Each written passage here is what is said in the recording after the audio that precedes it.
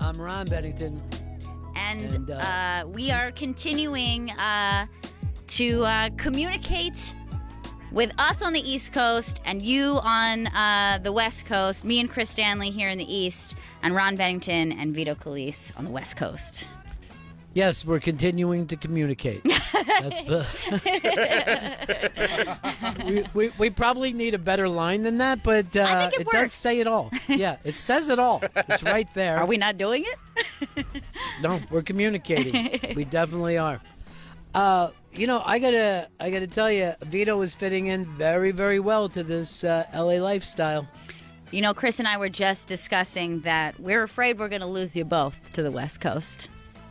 I know we're going to lose Vito because last night he was hanging out with Asian guys.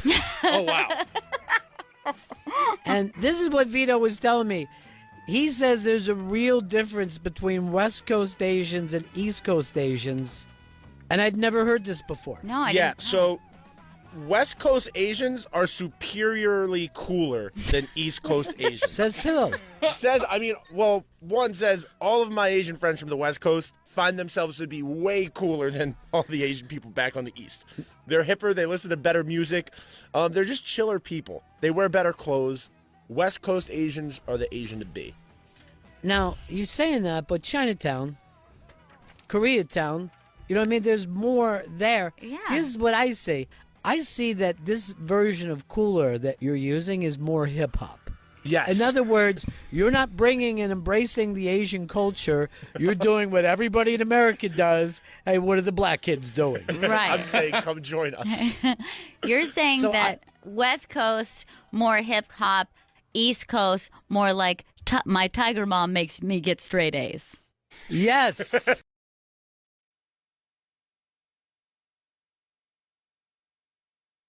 Just suddenly adopting black culture makes you. By the way, you know who doesn't like a lot of comics? I'll just say Jay Moore's the one who said it to me.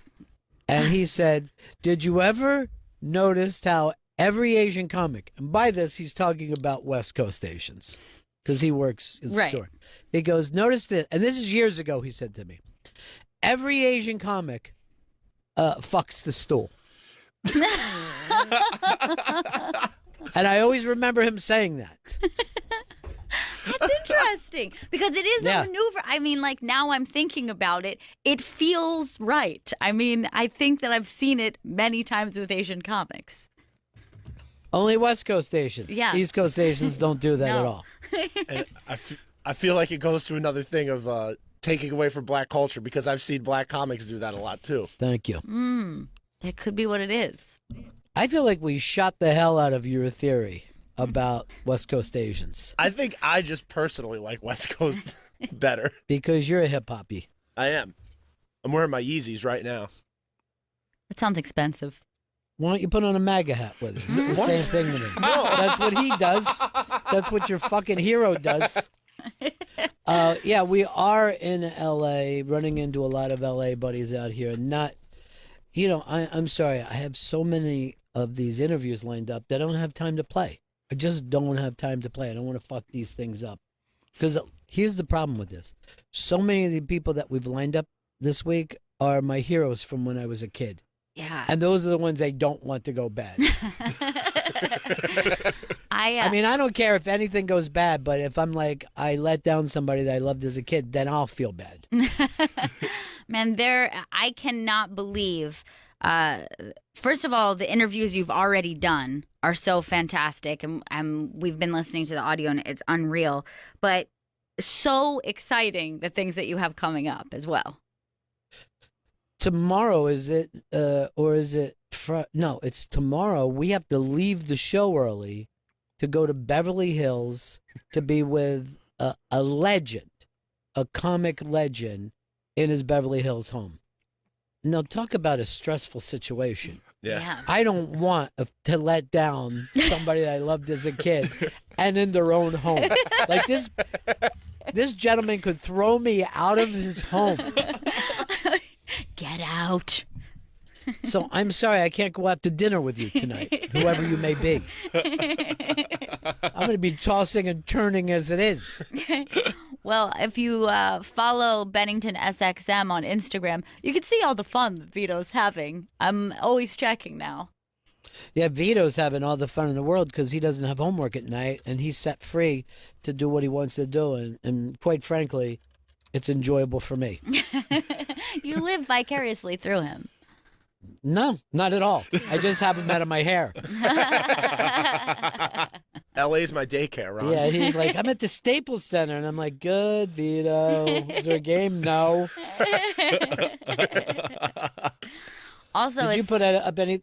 Go ahead. Yeah. I was going to say, also, it looks like he is loving that motel more than anything in the world, too. Oh, you saw his magic breakfast with Yes. his magician? Yes, he's had his magic breakfast, and then it looks like complimentary soft serve. Yeah, the soft serve ice cream machine is open from 3 to 9 p.m.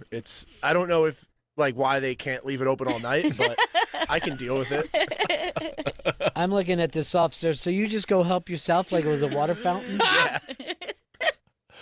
The first night I put my head back and somebody came over and said, please don't do that again. Oh, man, the pictures from Pink's up. I always go and eat with Vito after the show. That's part of his fun. So he's like, can we go to Pink's? And that's that. I don't know. It's been in a million movies. It's Yeah. a hot dog place.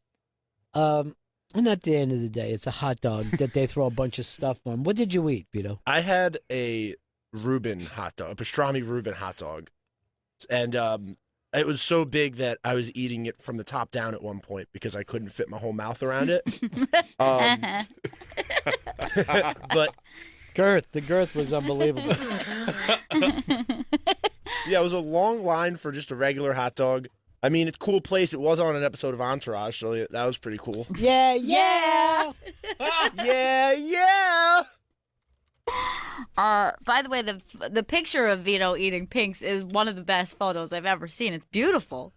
Thank you. It's a beautiful shot. I want Vito to understand that and Earl to understand it.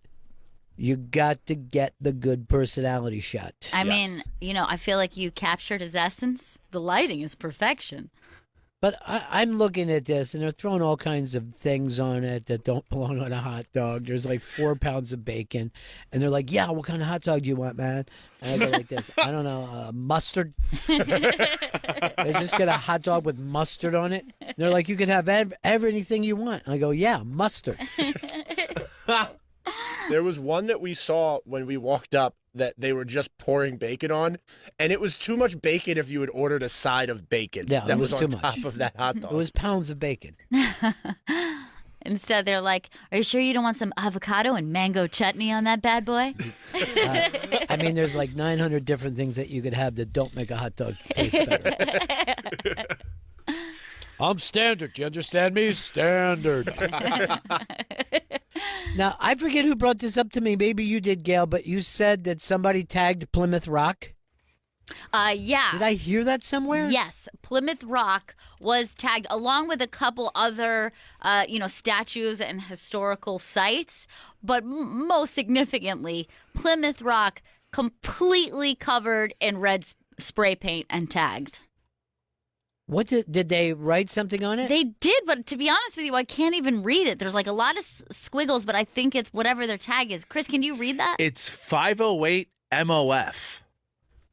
508 MOF. It's got to be like a gang thing. Yeah, some sort I see the little thing underneath that. It says Plymouth Cock. That's good. that don't I mind like. that at all.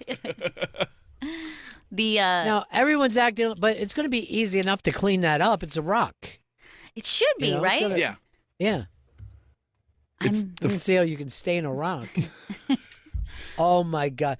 First of all, and this is the biggest thing they should be ashamed of, I want Plymouth Rock to be huge. Not this giant. This is Plymouth Stone. Yes, when I saw it as a kid, I went with a class, and we were very excited, and to show up and see this very small stone. That's exactly what it is. It's a small stone. How did you know you landed on anything? It's a fucking joke. First of all, you can't land on that. You can land near it. You can't tie off on it. The ship would break away. I've never seen it before this moment, and I'm disappointed just from having to Google and look at it and how tiny this is. It's so tiny. small. I feel like I could lift that up. That's part you could. Hmm. You Now should. that's part of that mythology they show you when you're a little kid. You know what's funny though? In my life, they now make a bigger deal than the Liberty Bell than they used to. Right? They put the Liberty Bell inside this glass case. But when I was, and the federal, government takes care of it, and they have a whole room for it. But when I was a kid, the Liberty Bell belonged to the city of Philadelphia. And it was just a bell, and they would drive us there from school, and then we would climb on top of the bell and run on top of it. It was actually your class that cracked it. Yeah.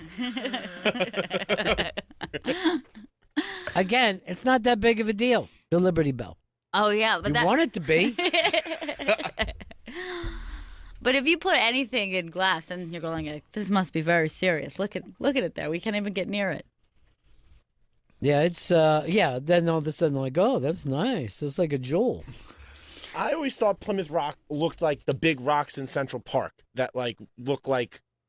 Nowhere close to it. That would have been exciting to have Yes. one of those big boulders. That's what I assumed that it would be as Yeah. well. Just something massive and significant. Whereas they land and they're looking up and down the beach, and then they're like, well, this is the most significant thing here. This is Plymouth Rock, I'm guessing. How dumb were the pilgrims to be impressed by such a small rock and then to base Okay, it around the fucking thing? Chris, now just think of your question. How dumb were the pilgrims? Yeah. I don't know. They put a belt on the hat. That sounds dumb. I got to tighten up my hat a little bit, Start losing some weight. The pilgrims. The Yeah. least amount of fun we've ever had. The pilgrims. Yeah, I mean, there's a group of people we made a maybe too big of a deal about. Yeah. When We made too big of a deal out of them. They're stupid. my friend that I grew up with is Italian, and his dad was very dark skinned and his mom was very light skinned, and in his mind he had made it up. He was like, I guess my dad's an Indian and my mom's a pilgrim. Didn't ask about it. He just made that assumption on his own. Smart kid. Just assume. My mom is part pilgrim. Hey, He should. go ahead. He should be forced to go on that Tracing Your Roots show. Scott in Massachusetts wants to talk to us about Plymouth Rock. Hey, Scott. How you doing? Hey, I just want to. I'm taking a little offense to you guys talking about Plymouth Rock. It used to be a lot bigger, but they moved it around so many times that it broke in a few pieces. So it used to be a lot bigger. Then you guys fucked up. You know what I mean? We can't sit around and try to imagine a bigger rock before a bunch of massholes started rolling it up and down places every time the Red Sox win a title. Also, if it really broke into pieces, like, just at least put those pieces near this other tiny piece. I don't really understand what happened here. Or just get a different, bigger rock and just say it's fucking Plymouth Rock. No one's going to be fucking testing it. We can't live a lie, dude. I don't want to live Here's something. in that world. Here's something that's smaller than you think it is Mount Rushmore. Really? Yeah. Those faces are not as big as they seem. You know, I Oh, think Vito just hung his head down. I don't know why that really hit me hard. well, you know what the thing was for us is that I think that we also saw the Crazy Horse Monument, which isn't done, but it was, you could see what it's going to become. And then we went to go see Mount Rushmore, and we're like, that's much smaller than Crazy Horse. That's tiny. First of all, the Crazy Horse thing is just so crazy because it's never going to get done. They're just making this up to get people to stop. You know what I mean? They're never going to build this giant thing. I know. Jeff Bezos should throw some money towards that to get that thing done. Yeah, that's what's on the top of his mind. In the meantime, wow. All right, now I am going to stand corrected because they got a lot more done than we were there, Gail. Oh, really? That Crazy Horse, that face is done. Oh, yeah, look at it. Chris is just pulling the picture up now. It's really coming along. Vito had it up for quite some time. There should be the search, hurry up and search game. Yeah. And East Coast, West Coast. just quiz them both. I feel like Chris will win. I know that Vito might have pulled this one off this time. I work next to Chris every day. He stinks at searching. He's the worst person ever. It's because all those porn shortcuts always come up first. Thank So you. we have to like sift through. Thank you. I know. I'm telling them to get Crazy Horse, and I'm going, who's Dillian Harper? She's great, Ron. I only know that because she was outside of our office one day. By the way, I have to tell you this, Ron. This is something that you missed when you were away last week when you were on the Impractical Jokers cruise. At one point, we were discussing cast members of The Sopranos. And Chris went to go, and we were looking up Big Pussy's. We were talking about Big Pussy and how like heavy he was. And Chris goes to Google Images and writes Big Pussy Fat. And guess what we all had to stare directly into when he hit This Google is how Images? people get fired. To be honest, it was me and Fido just screaming, "Oh my God!" Because it was so. I mean, you know how huge the screen is in here. Yeah. It Yes. was very graphic. There were many showed up, Ron. Many of those big pussy fats. And you're going to sit around and wonder who's going to win this? He's Mr. Magoo when it comes to searching. Dave in Detroit also wants to talk about Plymouth Rock. It's something people are clearly very passionate about. Dave. Hey, Yeah, hey, Dave. Bennington. Hey. Great show. Yeah. Hey, over the past 200 and something plus years, that rock has eroded and shrunk in size. That's why it's so small. So let's drop it then. Let's stop acting like anybody should see it. Just close it down. Close it down like it was HQ. When it can't be as great as it was, get rid of it. Oh my God, that HQ! I can't believe HQ is now officially dead. And honestly, I don't think it could have been bigger to this show for a very short run. Yeah. Well, first of all, there's already rumors that somebody wants to buy it and reboot it. Uh-huh. And I'll just say this. Remember when Justin Timberlake was going to bring back MySpace? And it was a big story, and guess what? Nobody was looking for it. When you have a phenomenon that dies prematurely, you're not going to reboot it. Yeah, I mean, this was a circumstance that it really did feel like when we caught the HQ bug and we started playing it every day, it started to feel like as though this is something that is going to change entertainment. It's going to change games. It's going to change. It felt huge. Here's the thing. They had lightning in a bottle, and guess what they did? They blew it. The second they start saying you could buy extra lives, right? It stopped being a fun thing. The great thing about it is you're not going to get 12 questions. Yeah. That's what was exciting. Yeah. So if you could say to your friend, hey, I got to 10 yesterday, everybody was like, fuck yeah. Yeah. You're only 2 away. But the second they started going, for, whatever it was, you can buy extra lives, or if you play a lot, you get an extra life. No, now it's not the hard thing. Now it's just stupid. Honestly, I got to the final question twice and I never won. Final question twice, and it was the most thrilling thing to me in the world. I never would have felt like I won if I had bought an extra life. One time we all got as a group to the final question, and that was exciting. And then one time I did it on my own, lost both times, and I was fine with it. It would have still made me play forever. I wanted to have something that was impossible to do. You know what I mean? And maybe hit that impossible thing. I'm trying to think. I think G Baby once won one time. Yes. And we called him on the phone. We're like, "What the? You did it, brother!" You know what I mean? We were so excited for him. And then he said, "Look, it was like a Slumdog Millionaire. Like every question was something from my past, and that was fun."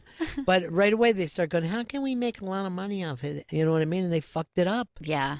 And honestly, anytime Lag Daddy wasn't there, every Terrible. time it felt lesser than each time.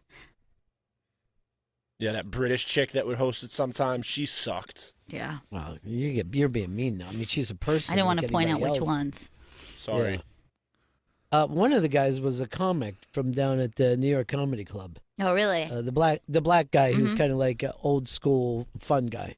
I can't think of his name. It's terrible to say when you can't think of a guy's name that you know. I should have just kept my mouth shut. Like I had no idea. Don't forget what I said. You were doing so good with that too. Yeah, I think you know what it kind of reminds me of. The HQ phenomenon is when Pokemon Go started, and it felt like nobody knew it. Then a day later, more people. And then by the end of a week, it was like this crazy phenomenon. And I thought for sure this was going to change things. I thought everything was going to be augmented reality. You know, I didn't think it was like the best thing I ever saw. I just thought, wow, this has got to be a breakthrough. And I haven't seen one since. There has not been another augmented reality, you know, thing that everybody's talking about again. One time I'm walking home, like it just started overnight. And about a week later, I saw hundreds of people running through Central Park chasing something that wasn't there. And I'm like, this has changed reality. And then it went away. Yeah. It went away. Here's the newest thing, though, Gail. I don't know whether you got in New York because I haven't been with you in a couple of weeks. But now seeing, you know, the Asian people with masks, now seeing white people doing it. Yeah. It's really weird. And we had people on our fucking plane. Yeah. Coming out here wearing masks. Okay, this has become a thing in the city that over the last, you know, couple weeks, it's been, you know, everybody has, you know, kind of been talking about coronavirus, and then it seems to be like in the news more and more, right? So I start to notice people wearing the masks, and it would feel like one day in a crowd full of people in the city, I would see like 2 or 3 here and there. Then the next day would be 5. Then like one day I'm like walking, I'm like, man, I can literally count like a good 25, 30 people in this sea of people who are wearing the masks. And then it started to really freak me out because it reminded me of like Shaun of the Dead when the world is changing and things are happening, but he's like, it's kind of in his peripheral understanding that this zombie apocalypse is happening, but he's kind of just going on with his life. Dude, you nailed that with Dawn of the Dead, because that was like Shaun of the Dead, because that was like, you know, you get up in the morning, you're only kind of half paying attention to the way shit's changing. Right. And today I went out for a smoke and saw 3 different people wearing masks walking down the street, and I go, you know what kills coronavirus? And they were like, what? I go, little cigars. Little cigars cleans you all out. Yeah, I mean, you hear it more. You know, it just like in the movie, too, like he would be like clicking through the channels and something would be on the news, but he'd like go and put a show on and somebody would just be like wandering by his window or something. That's us. That's Corona. The name of the HQ host was Matt Richards. Oh, yeah, of course, Matt Richards. If I had any kind of a memory, I would have done that. Chris has also got this story that you're saying the Western diet ruined your memory? Yes, the scientists had. So the Western diet essentially is high fat and high added sugar, and they had people go on this diet for a week, and then they gave them a memory test before and after, and they scored much worse on the memory test. Well, that's cheating. That's stupid because you're taking people who weren't used to that food. You know what I mean? Yeah. And of course that's going to change them the same way. If we put you on some kind of a low-fat diet, you would be fucked up a week later. Yeah. Don't bring in stories that make no sense, Chris. I need you to have a discerning eye and not just be some slack-jaw weirdo letting pseudoscience onto this show. It is weird, though, with nutrition, how strongly people feel one way or another. Like some people are like, oh, fat is bad for you, and everything was fat-free for a long time, and now it's like full fats all the time, drink whole milk, avocado, anything that has fats in your diet is good. Then they go back and go, okay, you need to modify that a little. It's like the war on fat is like never ending. Science should just get on the same fucking page and then come to us with the information. Before you guys start just writing articles willy-nilly.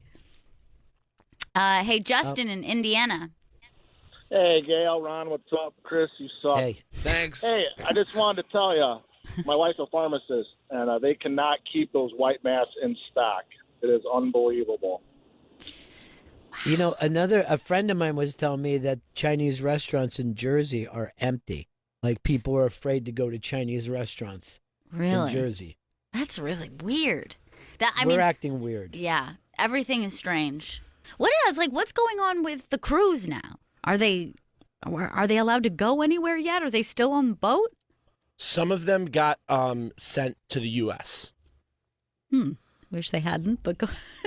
Some of them are living amongst us right now. The Dwayne Reed below Sirius XM is sold out of the masks, and they've been sold out for the past few weeks. I heard people in the offices talking about it. Yeah. See, that's the weird stuff that's happening. I think Chris had looked into it because he was like, maybe we should get masks for everyone on the show, and then he's like, these are all completely sold out. Yeah, then it went on Amazon. It's like for weeks before they come back into stock. So people are just fucking buying them everywhere. That's just like Chris to come up with a great idea that he can't deliver. Guys, I was going to get everybody a cool fucking mask, but can't pull it off. Didn't happen. That's why you're not out here with me. That's why I got my VD Veets. Your old standby. I'm a little long in the tooth.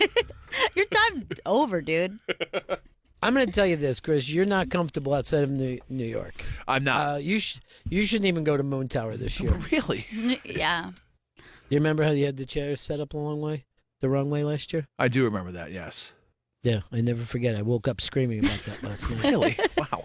Yeah, the maid had to come in, and she goes, "What's wrong, Mr. Bennington?" And I go, "Oh, I thought Chris was with me. I'm fine now." And then she just rubbed my feet until I went back to sleep. Oh, that's nice. It's a really nice maid. Yeah. Oh, it's a nice hotel. It's a really nice hotel. Chris, you remember how much you were sweating in Austin? I mean, what about that? It's hot down there, Gail, okay? But it really wasn't that bad. That's the point. I was dehydrated from all the sweat pouring out of my body. I think it's just You being. know what's weird? Vito doesn't sweat here at all. No, my hands actually got chilly today. That's my only complaint about LA is that my hands get a little chilly. It's weird. Today we're like 72 degrees, right? It's no different feeling than when it's 60 degrees. It feels the same no matter what degree it is. It's weird. Yeah. It's also, I feel like even when it gets warm there, it doesn't get the heavy, wet moisture that a hot New York City gets in the summer. You guys live in a fucking hellhole. Me and Vito are just fucking out here, just living it up. I never want to go back with them in that smelly studio with Chris. I love this studio we set up just ourselves, Ron. I know. I'm have, used like, a to the good stink. Do you ever really get used to it? Sometimes it does get sharp. It varies. Because here's the thing you don't realize, Gail. It's getting in your clothes. Yeah, cigarette smoke. Hey, have you been enjoying your smokes? I have. Fantastic. Yeah. Ron, thank you so much again. How many packs have you gone through? I'm 2 packs yesterday just because I had to really let it fly, you know. And today I'm down to like a half a pack. Wake up, have a couple cigarettes. Oh, Walk yeah. to the train, have a couple cigarettes. Get to work, have By a the couple way- cigarettes. I just found out I got some leads on masks, everybody, so we should be Oh. cool. Perfect. Please bring Or me at back least some. at least I will be. Hey, can I have one of those masks? No, I can't spare any of these. Yeah, good one. Seinfeld. There's another thing in New York that we're going to unfortunately have to go back to, Ron. There's a crisis in Chinatown that de Blasio had to speak up against, that cabs are avoiding Chinatown and not picking people Jesus up. Christ. Oh, God. They can't do this. They simply can't. There are people that are yelling at Asian people now, too. Like, get out of here. Like, they'll just see them on the street and start to yell at them to get away. Oh, Fucking God. human beings are so weird. They're really the worst. Well, I mean, what can we compare ourselves to? Dogs? Dogs are much Dog- better. Dogs are constantly sniffing each other's butts. But that's the only bad thing they do. It's just the butt Yeah. sniffing. I mean, everything Yeah, else, right. they're pure. I guess you're right. You know what I mean? I'm probably too hard on them about the ass stuff. That's because they enjoy each other's stink. Gail, I wish that you knew how nice Vito sets up everything for me during the day here. That's so great. That's really nice. He seems like he's getting really comfortable. I was shocked when you told me he got his own office. But you saw the office. It's beautiful. Yeah, it's insane. It's huge. Everything about LA is great, and Vito fits in here perfectly. I mean, Vito, are you even using that office? Do you need it? I mean, I like to go in there, lay my hat down, sit down on my couch, kind of catch up on work. Sometimes, I invite Ron up to have a pre-show meeting in there. It's nice. He really does. He's more like a Freddie DeCordova. Instead of me telling him stuff, he tells me what's happening today. Oh, that's nice. And yeah, it is. It's very comforting for me. I don't have to think so much. I can have a Western diet and just sit here stupid. Vito, did you set up a picture of Leslie on your desk? I did. A picture of Leslie, picture of my girlfriend, picture of you and Ron, not Chris. That hurts. And also a giant picture of Lenny Kravitz, it looks like. Well, I mean, you have to have the Lenny Kravitz picture up. Everybody knows me as the Lenny Kravitz guy around the office. It's pretty exciting. That's actually really cool. Try to get a picture of Mrs. Kravitz from Bewitched, too. Abner! Hey, Bart in Houston. Hey, Hey, how's it going? how's it going? Oh, it's going all right. I love listening to you guys. Oh, okay, cool. I've never called in before. I don't think I sound good on the radio either. But what I wanted to say is that, Gail, your laugh just brightens my day. It is the quintessential, most amazing giggle in the world. So, Oh, that's very sweet, Bart. A little scary. A little stalkerish. I think Bart has a great point. What about Chris's giggle? No one ever brings that up. It's kind of annoying.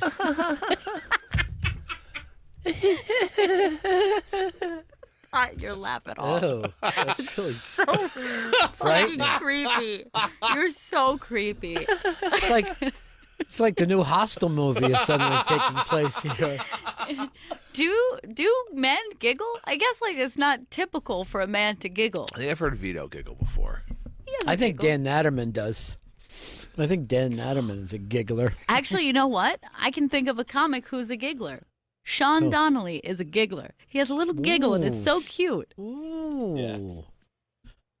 He just looks to me like he should be pulling up nets full of tuna. I mean, he's the only guy that could do stand-up wearing waders. It's perfect.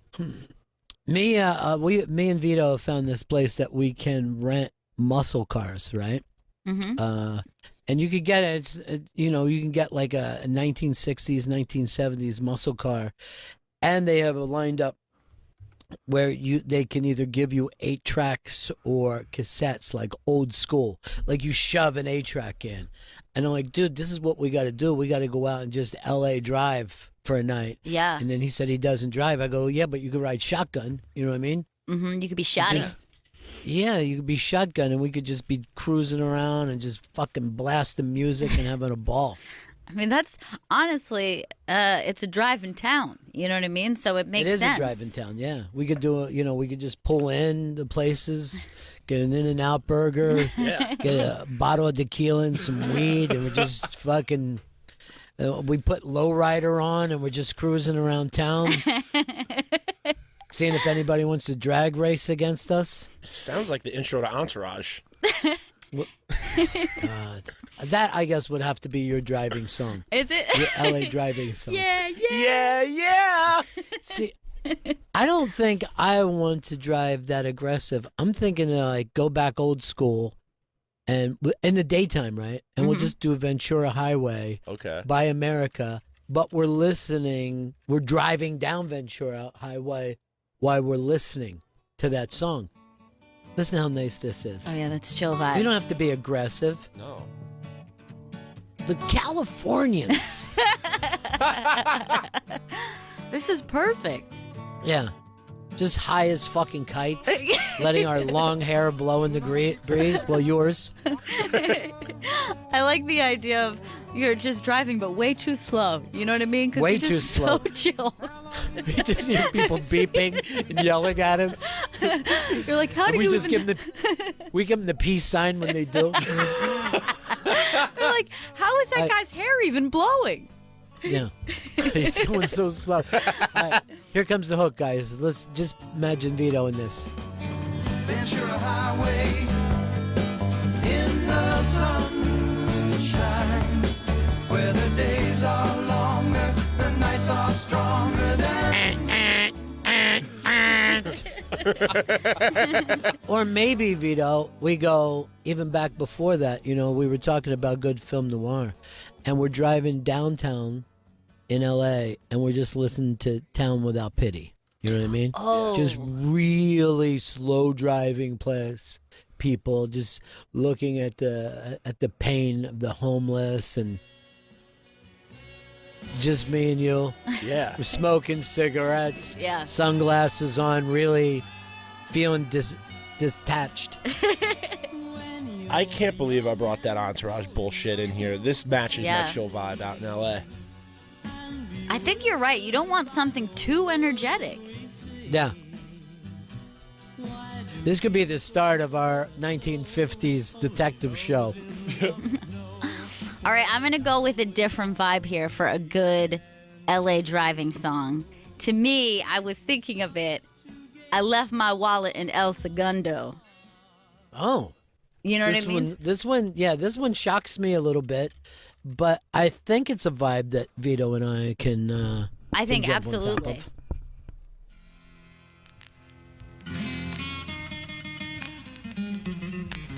I mean, we're driving around the barrio, you know? Yeah. Okay, so let's start with this. I can see it. Where are you going? Who are you going with? Left my wallet in El Segundo. Left my wallet in El Segundo. Left my wallet in El Segundo. I gotta get it. I got to get it. I left my wallet So chill. in El Segundo. I love it. Plus, we'll be able to have the lyrics down easily. I honestly think that that's why white people like A Tribe Called Quest. Nice and slow, and Yeah. I can learn all the lyrics. I'm telling you, you know how mean I am to hip hop, and I always like Tribe Called Quest. Like, doesn't this seem like I could imagine you driving, Vito, in shotgun, just chill Yeah. vibes. And he's looking over at me once in a while, just bouncing his head. We're not even talking, you know. Right. We just do that sideward glance, like, yeah, I am grooving to this. All right, let's. We're gonna get a muscle car. We're gonna cruise around town. 844 Rock God. 844 Rock God. What should we be listening to in L.A.? Quintessential LA driving songs. I'm gonna give you one, and I have a tendency to go back to old school too much, but let's go Steely Dan, Babylon Sisters. I always like the idea of that because it's like two guys, it seems like they're coked up, they just did something and they're trying to get out of town but look cool while they're doing it. Right. If you listen to the lyrics, you know, you're not rushing out of town, but you're fucking slipping out of town.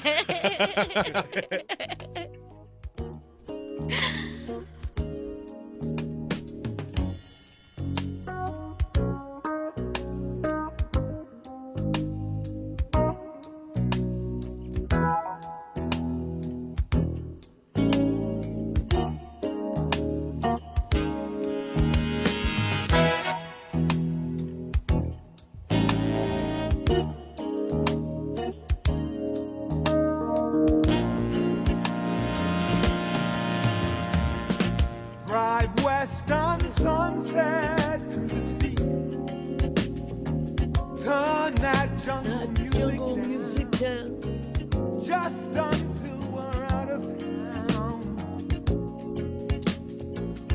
This is no one night stand, it's a real occasion. Close your eyes and you'll be there. It's everything they say. The end of a perfect day. Distant lights from across the bay. Babylon, Babylon sisters, shake it.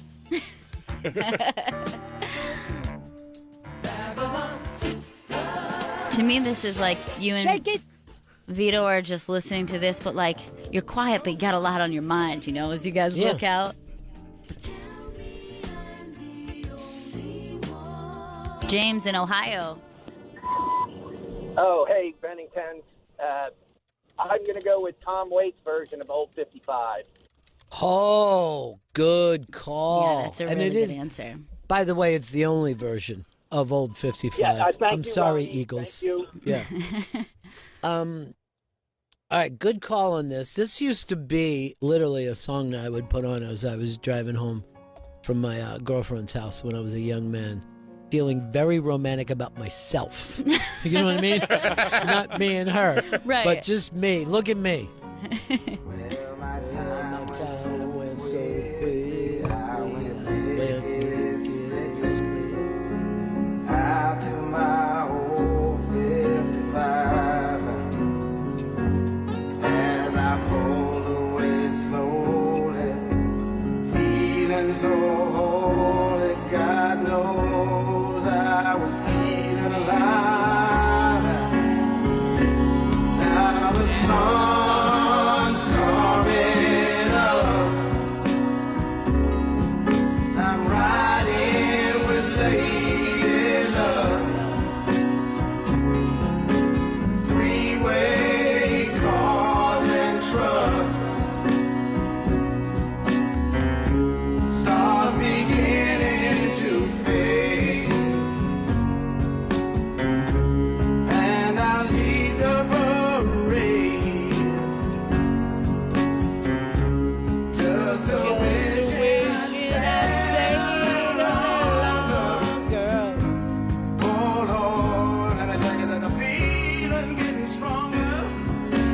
Oh, these are all great songs. So good. Now, Justin Stengel just sent this to me. He says, was just in L.A., and I kept listening to Warren Zevon, which I would expected Chris to bring up as Yeah. a car song, because he's supposedly the big Warren Zevon guy. But Desperado's Under the Eaves, which is such a great song. And, you know, I tried to tell Chris when he was looking for, like, he wanted a shitty motel. I'm like, you know, Zevon lived in a motel for like a million fucking Oh, years. And really? Always, yeah, he'd always write about it. But this is a, and it takes a little while to get started too, Chris. I know that's difficult for the young people's ears, but let's jump into it. This is Warren Zevon, great L.A. driving songs. I was sitting in the Hollywood Hawaiian Hotel. I was staring in my empty coffee cup. I was thinking that the gypsy wasn't blind.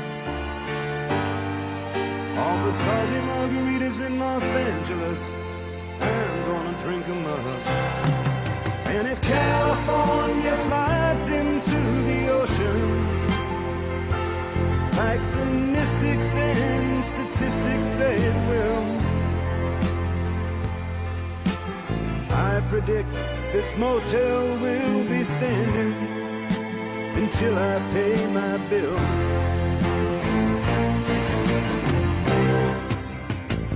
But don't the sun look angry through the trees?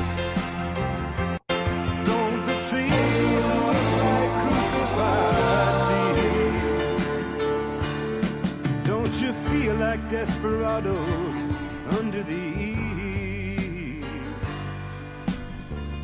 Heaven help That's great. Yeah, it's so good. I think there's something there with like all of these is like they're a little lonely. It's a little bit lonely. Oh yeah, that's what I want. Yeah. I want to feel that coldness. People are telling me that my singing is out of sync with the New York music. Yeah, I just found that out, so I pulled you down. Well, instead of pulling me down, just tell me. Then I won't be like a fucking animal that can't get back on the air. Vito's terrible as a producer. He's just the fucking I worst. agree. You know what? I'm flying him back right now. Good, Ron. Do you want Chris or? I don't know. Chris could probably hear the same thing, and he never brought it up. So no, I'm going out. I'm going to go out and find myself a good LA guy. Hopefully Chicano. Hey, Hey, Mike in Denver, what is your LA driving song? How about L.A. Woman by the Doors? Oh. I mean, come on. There's so many Doors songs. But yeah, this is perfect.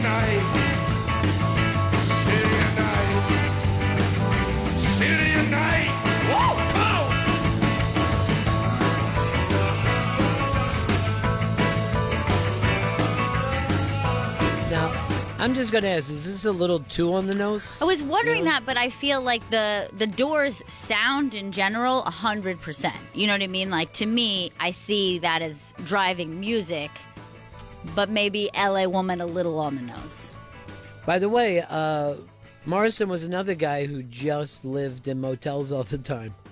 Never got around to like, hey, I should have a home. Seems like all cool people do that. Yeah, I know. It's the way to go. Karen in Mass.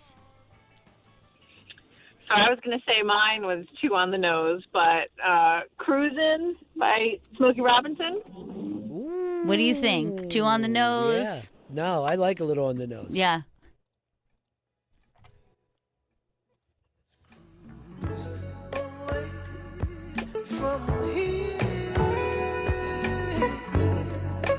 So hard for me not to sing along all these songs and go nuts.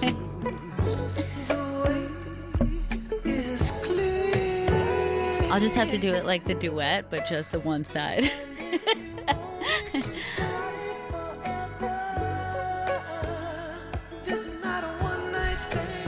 Brian in Buffalo.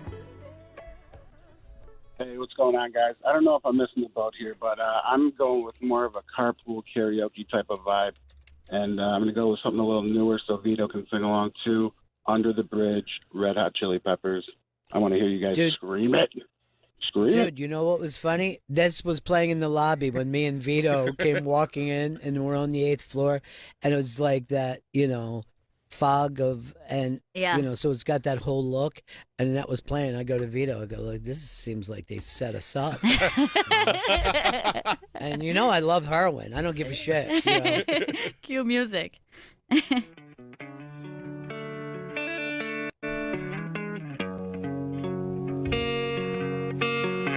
Sometimes I feel like I don't have a partner.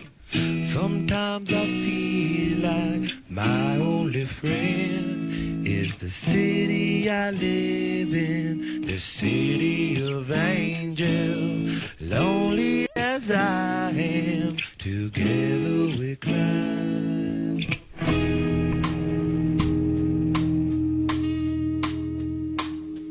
I drive on the street. I'm going to give this a yes. I think Red Hot Chili Peppers in general. Let's go over here to Dallas in California. That's weird. Bennington. Hey, man. Hey, Ron. You're in L.A. I'm out in Hammett. I will come see you. But anyway, from New York, the ladies love Cool J. From New York, going back to Cali. All right. That's a good call. Vito, I'm forcing him to turn off my mic so I can sing. This to me sounds like when you get a lap dance, but you're not allowed to touch the girl. I'm like, what am I doing here then? What is going on? What is the point? Yeah.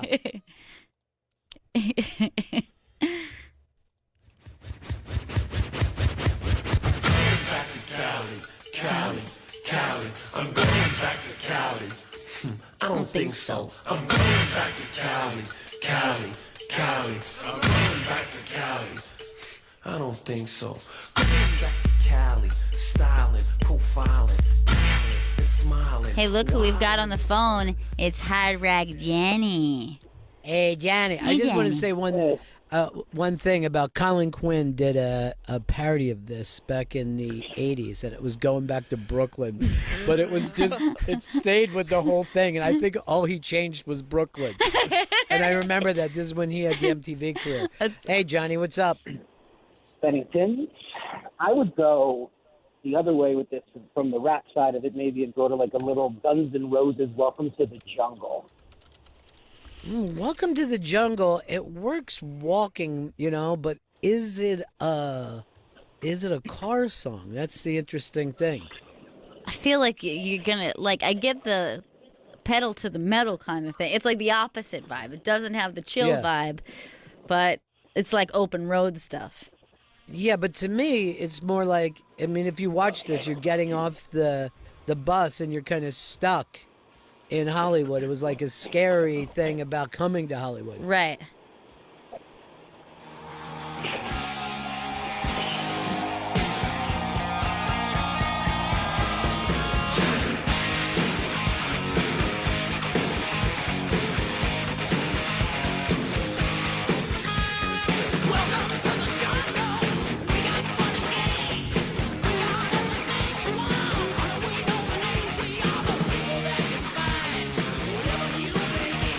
Johnny's just ripping through LA.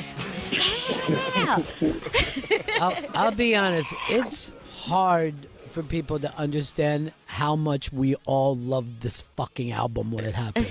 And I remember screaming, the 80s has its own Rolling Stones now. This is what we fucking always wanted, our own Rolling Stones. Whatever. Less than an album. Less than an album. All right, good call, Johnny. Later. Peace. Mark in Texas. Hey, Benningtons. How's it going? First time. Good. I wanted to suggest Boys of Summer. Ooh, but I'll do that after, because I think Vito's going to leave before me. So this could be the song that I'm driving after he goes back, I'll just be driving down Sunset listening to this.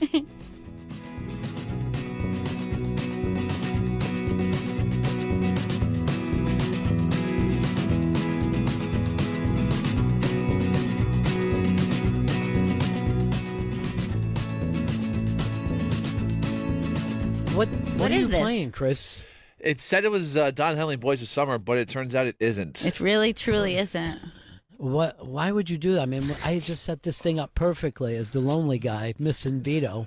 I know. He didn't want to live in that world where you were missing me. He wanted to play the Country Bear Jamboree that he just Thank you very much, Vito. Bear Jamboree. Yeah.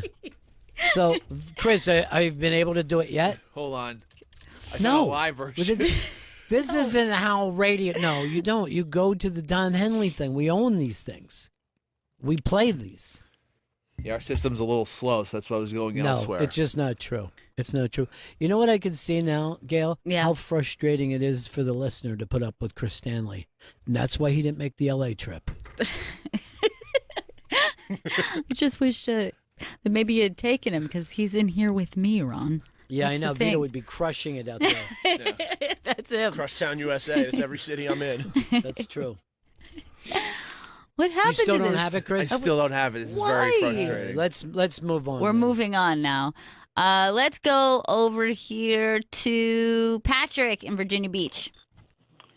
Hey, Bennington's.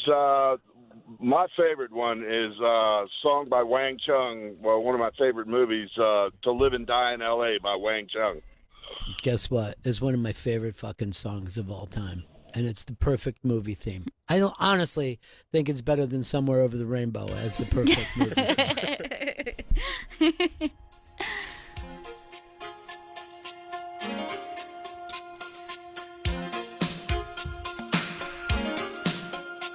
Wow, Chris played the right song. You got it. Got it.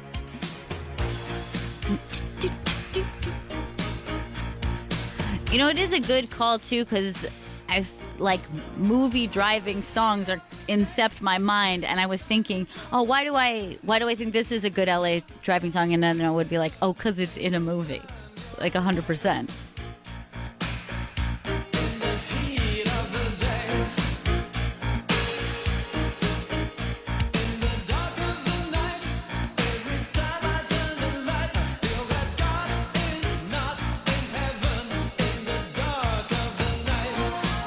I mean, this is maybe our coolest one so far.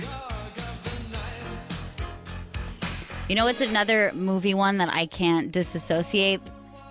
Do you remember in Valley Girl when they're driving into Hollywood for the first time? Do you remember that song? No, I'm not sure which song they played. I think it's called I La La Love You. And maybe it's like Pat Travers Band or something like that. First of all, you're never going to go wrong with the Pat Travers Band. I'm almost positive that's the song that's playing. I'll know it if I hear it. No, not from Chris. 100%, this is it. And I You always sure it think...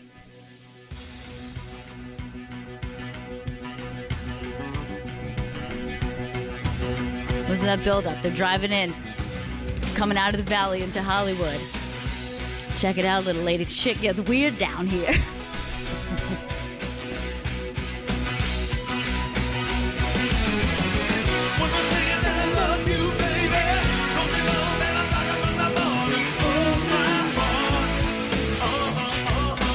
She's just looking around like, it's so dangerous here, 15 minutes away from where I live. By the way, why are these punks listening to Pat Travers? I know, right? And that's across the board in this movie. You know, I've seen this movie so many times and I have no remembrance that this was the song. Really? Like when you brought it up, I never would have gotten this. Yeah, it's for some reason it always stuck out to me. And they're like looking and the lights and there's like punks and like, oh my God, that guy's got a shirt off and he has a tattoo. You know what I mean? Like they're thinking everything is so Right. edgy. Then they show up in the club and play Plimsolls and she's like, this noise. Meanwhile, Yeah. it's just like very listenable, poppy, rocky stuff. Let's go here to Charlie in South Carolina. Hey, Benningtons. How's it going? Hey, my suggestion is from the late, great Tom Petty from his old group Mudcrutch. They put out a song, I think, in 2008 called Crystal River. And I'm sure it's about some river in Florida. It's in Florida. Yeah, I know the Crystal River. Yeah, this doesn't fit at all. Unreal. Makes me think All of right, I'm gonna listen to it a little bit. But I'm really thrown by the Crystal River reference, you know. Crystal River, got a woman on the other side, and nothing can touch me here. Nothing can touch me here. Nothing can touch me here on Crystal River. I love Tom Petty so much, and I can't believe Ari Shaffir said those things about him Yeah. after he died. No, you know. What are you going to do? That's his Live thing. and learn. Live and learn. Rich in New Jersey. Hey guys, how are you? How's it going? Great. Last time I called was on Motown songs, and I got the pretty good prize, and I got the whitest prize you can get for a Motown song, and that was... What was that? A DVD signed by Glenn Close of Big Chill. That doesn't make sense at all. Oh, because they had a Motown song Yeah. in it, remember? It started with... My bad. Yeah. Yeah, wasn't it That's almost good like the job, whole... I think the whole... There was Heard like It- a lot Heard It in on the the Grave- soundtrack. Yeah. Heard It on the Grapevine that's true. started the movie when they were all getting calls. All right. So, yeah, good, I see good where call, they went Earl. with that. Was it Earl or Vito? Earl. Earl. It was Earl. Earl's the prize closet guy. It's very exciting, by the way. So what's your Thanks. pick for LA driving song? Well, if you tops down and you're driving through the city, how about Little Rolling Stones, Heaven? All right. Heaven. Let's do it.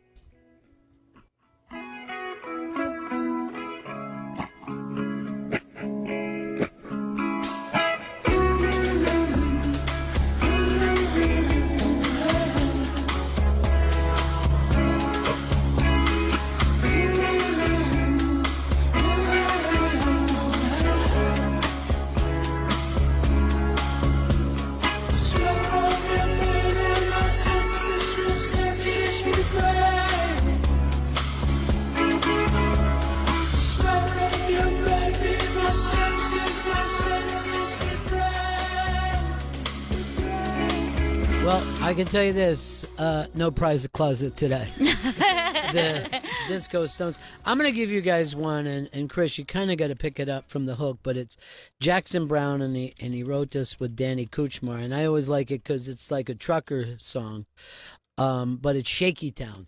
And see, the truckers, I don't know whether they still do, but they would call, like, Nashville Guitar Town, and L.A. got Shaky Town, because... earthquakes. Got it. Be like a funny, silly name for it. But this was always a very singable car song.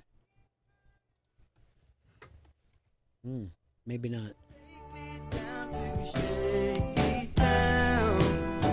Well, here's what we came in at the end of the course. So you want to go right? Go a little before that, yeah. Yeah. It's too far. Those 18 wheels that keep turning around and take me down to Shaky Town. I always think it's good when you're cruising to pretend you're a truck. You know what I mean? Like, hey, we're into a 2-day road trip, like a truck. Let's go here to Charlie in Texas. Hello. How's it going, Charlie? Wonderful. Y'all sound great today.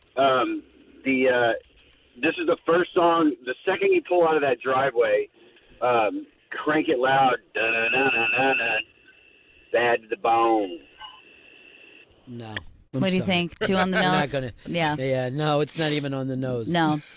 Adrian in Texas. To be, you just got into your car, you're adjusting your mirrors, you push your play on your cassette tape, and you're playing Jungle Fever by the Chaka Chas, Bronx Johnny's old music, on your way to go pick up Vito. Jungle Fever. What do you think? Okay, let's give it a try.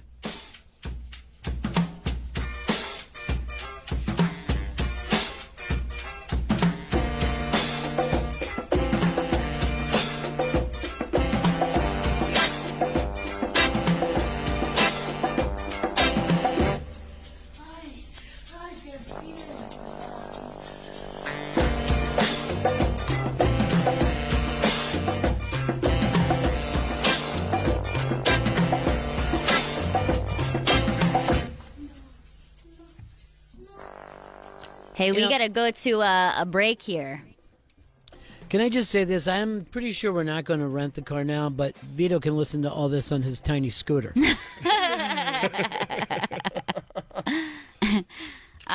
got a live read for us? Yes. All right. The humidor. Yeah. All right, I'll start it off. You see all kinds of people smoking cigars these days, whether it's to relax, celebrate, or playing golf. The great thing about cigars is you don't need a special occasion to light up a stick.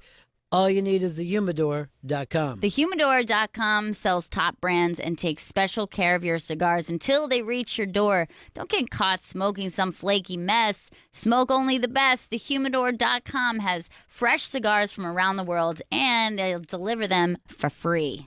Their expert tobacconists travel to the top regions to find quality and value. Every cigar they sell is protected in a state-of-the-art humidor until they're carefully packaged and shipped to you. Thehumidor.com is the only site that lets you mix and match any cigar. You can buy a box or try one of their unique samplers like the Coffee, Arturo Fuente, or Scotch Drinkers Sampler. For a limited time, use promo code RADIO to save 20% on your next order. Don't wait. Visit thehumidor.com today. Faction Talk 103, it's the Bennington Show.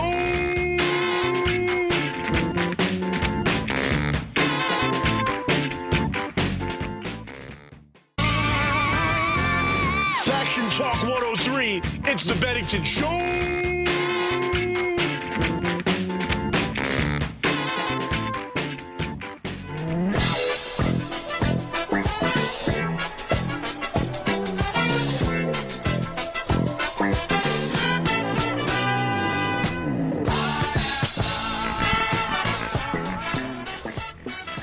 Bennington Bennington is back. Ron Bennington and Vito out there in L.A., and me and Chris Stanley rocking it here in New York City. But Ron, you know that it's Wednesday, right? Oh, yeah. What happens then? Well, Ron, it's a little something I like to call Dish, and it's brought to you by Dish, tuned in to you to learn more. Call 1-844-CALL-DISH or go to dish.com. And Ron, I brought in a very special host for Dish. Is that cashmere?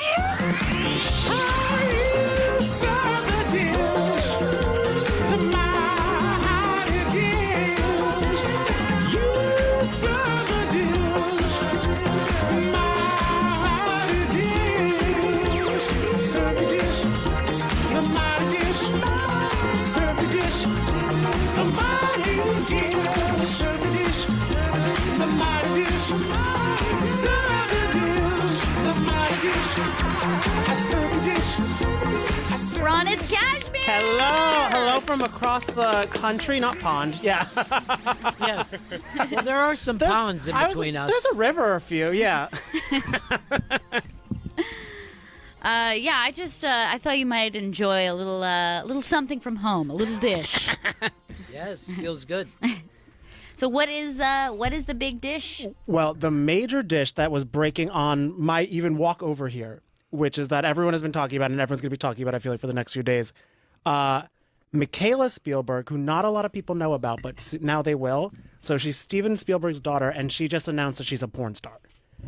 What the fuck? Holy shit. And so she kind of was saying that she says that she's always been a sexual creature at heart, and that she made the announcement public this week because she let her parents know over FaceTime 2 days ago. Oh, God. Oh, my God. It's a very, it's just so shocking, too, because that's not someone, I don't even think of him, having kids, let alone his kids being porn stars. And she did this, on a huge interview with The Sun tabloid, which is always an interesting place. I love the idea. Maybe. Yeah. I love the idea of her coming out as a porn star. This is very difficult for me, but guess what, guys? I'm a porn star. Please embrace it. I just don't understand. I mean, she's got the $1 billion plus from her dad. I'm waiting for Vito to find the pictures of her, and they don't have to be porn pictures. Yeah. But I know that he has all kinds of a mixed family. He's adopted. Yes. A lot of kids. So She's I don't definitely. know which one Yeah, this so is. she's mixed race, I would say. Yeah. Yeah. And she's hustling, trying to get some more exotic dancing gigs and get her own fame and name out there in this industry. Well, you already have a famous name. Right. Just Spielberg. And in the film industry, no less. I mean, this is great. Yeah. So, yeah, she wants to start starting in solo videos, but she's open to doing more. This really doesn't seem like something that should be announced. No, right. Do it. Go ahead. But it's just very funny as an announcement. I also like that this is something that she chose to tell them over FaceTime. This is a text, by the way. This isn't something you want a face-to-face reaction from your parents If on. I'd be like, hey, how was your weekend? Oh, yeah, by the way. I'm going to be honest here. I think if she didn't have the last name Spielberg, we wouldn't be paying attention to this. No, of course not. For the porn industry. Yeah, because most times when people announce that they're doing porn, they're just like people from your high school. You're like, okay, I won't follow your OnlyFans, but Godspeed, Kayla. You know what I mean? But Yeah. Michaela's getting a whole front and center situation. I went to a very small college, and for us it was exciting because we had three young ladies in porn Destiny's in our Child, college. okay. And it was pretty exciting and all very different vibes. You know what I mean? Very different world. Like there was one and we were like, ooh, this is hardcore. Very Oh. hardcore. And then another would be like, this is very tasteful. And then the other one would be like, this is very punk rocky and everyone's spitting on her. It was interesting. So we Oh. had a very varied group, you know? I'm looking at this one and she's just like, I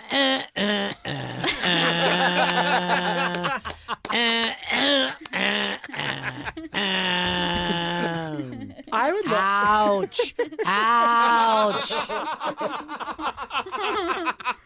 I would would love if all of her porns end up becoming just kind of like in the theme of his movies, like his famous Yes. movies, kind of like a little E.T. like phone, like, you know what I mean? Yeah. I feel like she can make something work there. Now, this is a kind of interesting. I think this is probably shocking to young people about as much as it was to my generation if someone's daughter did Playboy. You know what I mean? Like Right. it's everyone's kind of used to porn now, and it's not that big of a deal where you're like, this is a career wrecker for you. You know? Right. Yeah. I mean, I remember once thinking that just with, porn and everything that's just the way it is with technology, and it just seems like there's just so much of it that you're like, okay, you've got to know at least a couple people in it. I was like, how long will it be since we've like have a presidential dick pic? Ooh. Like beforehand, you know what I mean? We're like, hey, that was his past. Yes, we have seen his dick. Let's all move on. Yeah. Yeah. That has to. I feel Let's like- be thankful that. I think we have to be thankful to the fappening for bringing some normalcy to all this. Sure, yeah. If we're going to see, the light at the end of the tunnel. Yeah, every tunnel. Yeah. All right. Well, while she's making love to herself, we of course have some other love going on with a little "What's Love Got to Do with It." What's love got to do with it? Got to do with it? What's love but a second-hand emotion? So, Ben Affleck, who we know separated from one of America's biggest sweethearts, Jennifer Garner, she just likes to like get honey from her backyard and like bake nice like treats for her kids. She's wholesome. Yeah, she's wholesome. So he's now saying that getting divorced from her is one of the biggest regrets of his life. Which Yeah. which I track, and he was saying that he was feeling that because with his issues with drinking, they were going okay, but starting to spiral more, and he took all of that out on her, and then felt like the only thing I want to do now is be away from her. And now looking back, he wishes he would have just stayed and figured out how to make himself work with Jennifer. I don't think. I think that he wasn't ready, and when she adopted that baby from Juno, he just is like, I got to get out of here. This was never for me. By the way, I think it's healthy to say that divorce is the biggest regret of your life. I really am now. I've been thinking about this, and then for a while, that regret is the only sign of personal growth that we have. Oh, you know what I yeah. mean? That's true. Like yeah. if when people go, live your life without regret, and I go, then you're a fucking lunatic. But if you can sit back and go, oh, I really wish I would have treated that person better, or been more grateful about something, I think that's adulthood. Yeah, if you have no regrets, then you probably also lack empathy. Yeah, because you've done something wrong in your life that you should Yeah. feel bad about. 100%, Or yeah. else, or else like you're not taking any chances to do anything in your life. That's why I always laugh too, and people are like, I don't care what anyone thinks about me. And I'm like, well, I don't want anyone to think that I'm an awful person that like ruins it. Like, I want to feel, maybe people feel neutral Right. about me. Yeah. There's a lot of those positive messages where you're like, I see that if you're trying to go in one extreme direction, if you don't have self-confidence, you should have all the self-confidence. I'm going to say something, and you know what? It's not that woke. So this is a warning that there is an issue within the body positive movement, and that issue is people who love themselves are usually really terrible to be around.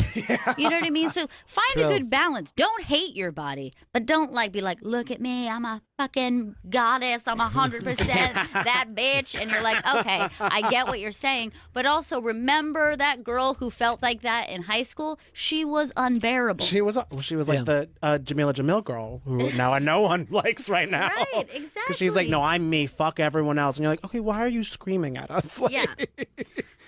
I like a girl who goes like this. Who wants to watch me piss? That's Michaela Spielberg. Yeah, just took a dump in my pants. Who cares, right? I'm sexy. What? 100% that dump. Yeah. Now, last week, though, I was with Joe List and Ryan Hamilton, and over dinner, they both told me that they can't handle it if anyone doesn't like them. Like, if someone's mad at them, it's painful for them. And they're like, that doesn't bother you? And I go, nope. I don't care who hits me.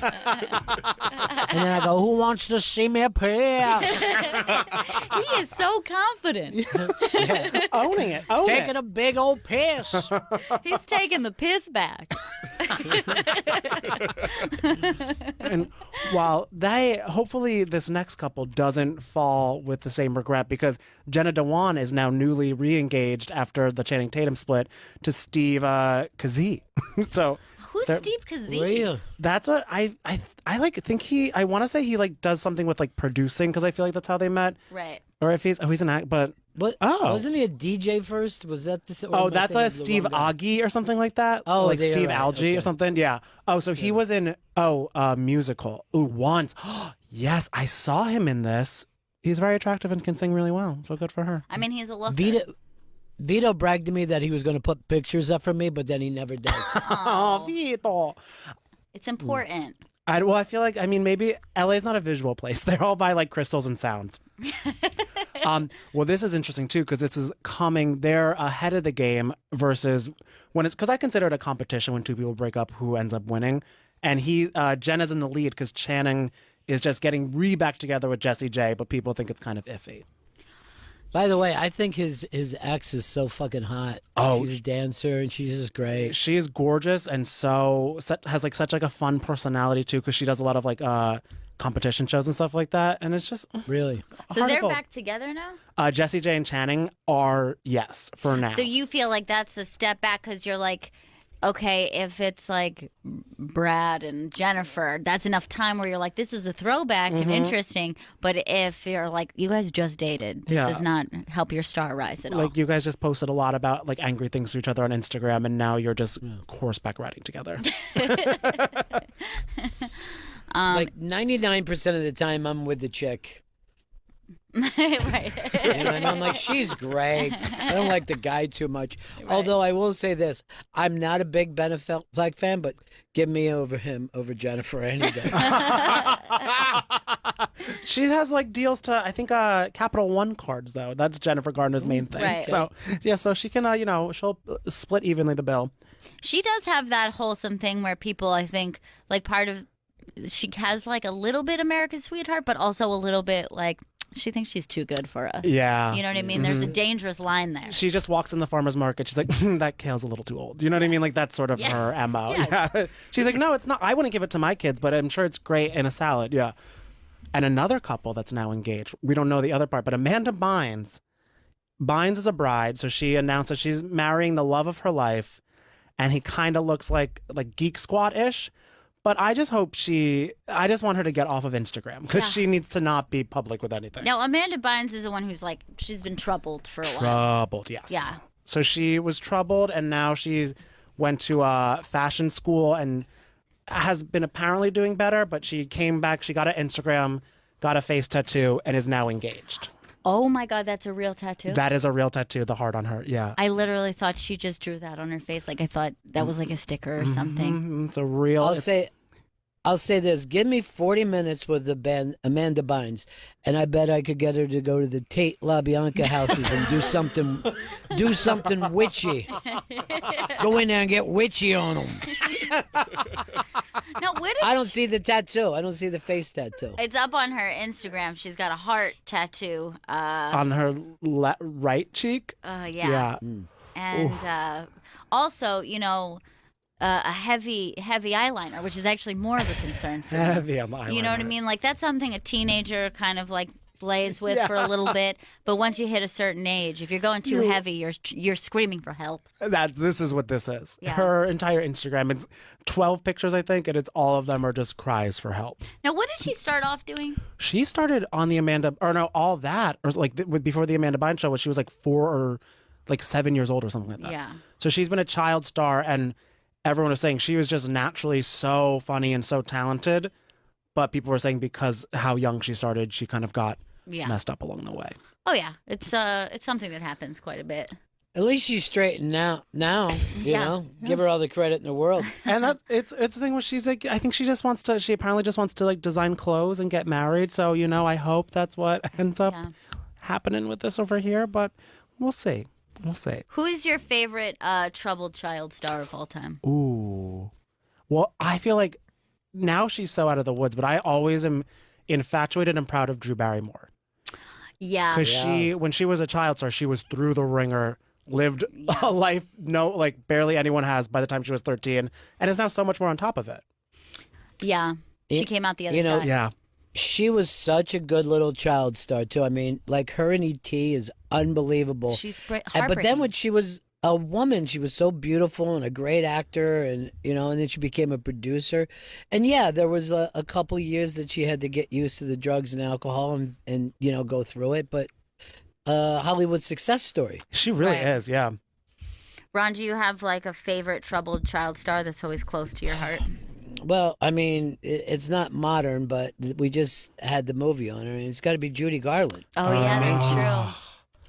Yeah. She was so great when she was a kid, and then a train wreck, but a talented train wreck. Yeah. That ending, when she sings San Francisco at the end, it just breaks your heart. Oh. It's unbelievable. That's how I feel about the Coreys. Oh. Same way. They're my Judy. Yeah, they are. Yeah, they really, really are. Too sad. Too sad. Didn't Corey Feldman just say that how he said he wanted to release the documentary where, I don't know if he named names, but it's kind of about the child sex ring within Hollywood. But he said he wanted to release the documentary, but he doesn't want it to be streaming. He wants it to play live and one time only. Oh God! Sing out, Louise.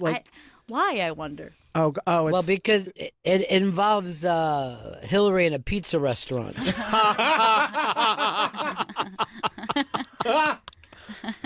on mytruth.net apparently soon. Okay. But he wants the world to experience it once and one time only. Speak his truth. All right. And then some other sad breakup news. We have Whitney Cummings called off her engagement with Miles Skinner. People were upset because they thought that was a long haul. Yeah. So apparently they were engaged for like a year and a half, and then she just announced on her podcast, "I don't have an engagement ring anymore." She was saying that some of it was because she was stressed out that her mom was having a stroke and was just stressed out planning a wedding. And then I don't know. I feel like maybe they could have just stayed together without it, but apparently they're just called it all off. I knew Miles Skinner's father, Leonard, and I always feel great when someone in the world of comedy makes it into Dish. Right, You know it's what I mean? fun, yeah. It's exciting when everybody's talking. yeah, it's the best. Yes, Thank you, Pete Davidson. It's usually just him. He's on this list, yeah. And she also they met online too, which is interesting. They were on an app together, so that was she had this whole thing. Hey, you know what? App romance works, but but they probably have the celebrity. the Raya, yeah. I know, but that one, I just want to see it. I just want to see it too. Yeah, I just want to know somebody who's on it so I could just scroll through a little. But I think it's celebrities and then also just like rich people. Yeah, or like that's you like tax know somebody. bracket. Yeah. And then when you're not allowed to screenshot it, like alerts when you screenshot, which is so interesting. Oh, because they But don't there's want something people like that. going They like, don't- oh, look at how sad this is. This person is looking for love on Raya. Yeah, like look at this Good Morning America anchor, like trying their heart out at the beach. Like their song is like, if you like pina coladas. The only hookup app that I use is Waze, and I just find out where there's a traffic jam, and I just go over and try my best. Pothole ahead. You just roll your eyes. Oh, there's LA traffic. They're like, get back in your car, sir. That app always confuses me though, because it tries to make it a game when you're driving with it. So it'll be like candy 2 blocks ahead, and I'm like, wait, what is happening? I truly have almost crashed trying to like cancel out that like I don't want to collect candy like down the road. But it gets you A to B. I do like how shady it is that they're just like, police spotted ahead.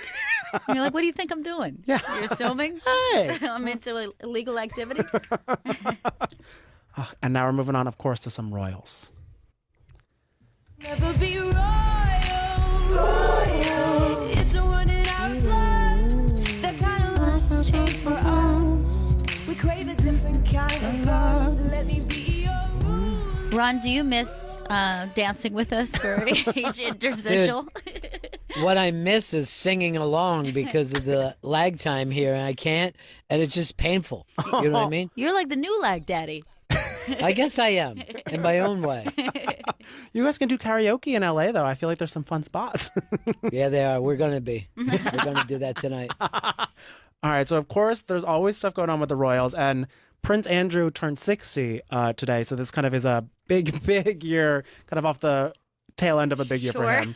Yeah. Yeah. He's been getting press, I guess. But the Queen is being roasted because she posted a photo of him as a baby for the 60th birthday. And everybody is kind of saying that it's a little In poor taste. because especially not only is he being very much in a circle of sexual offenders, but for minors. So they kind of think maybe don't post about him this year. Here's the thing.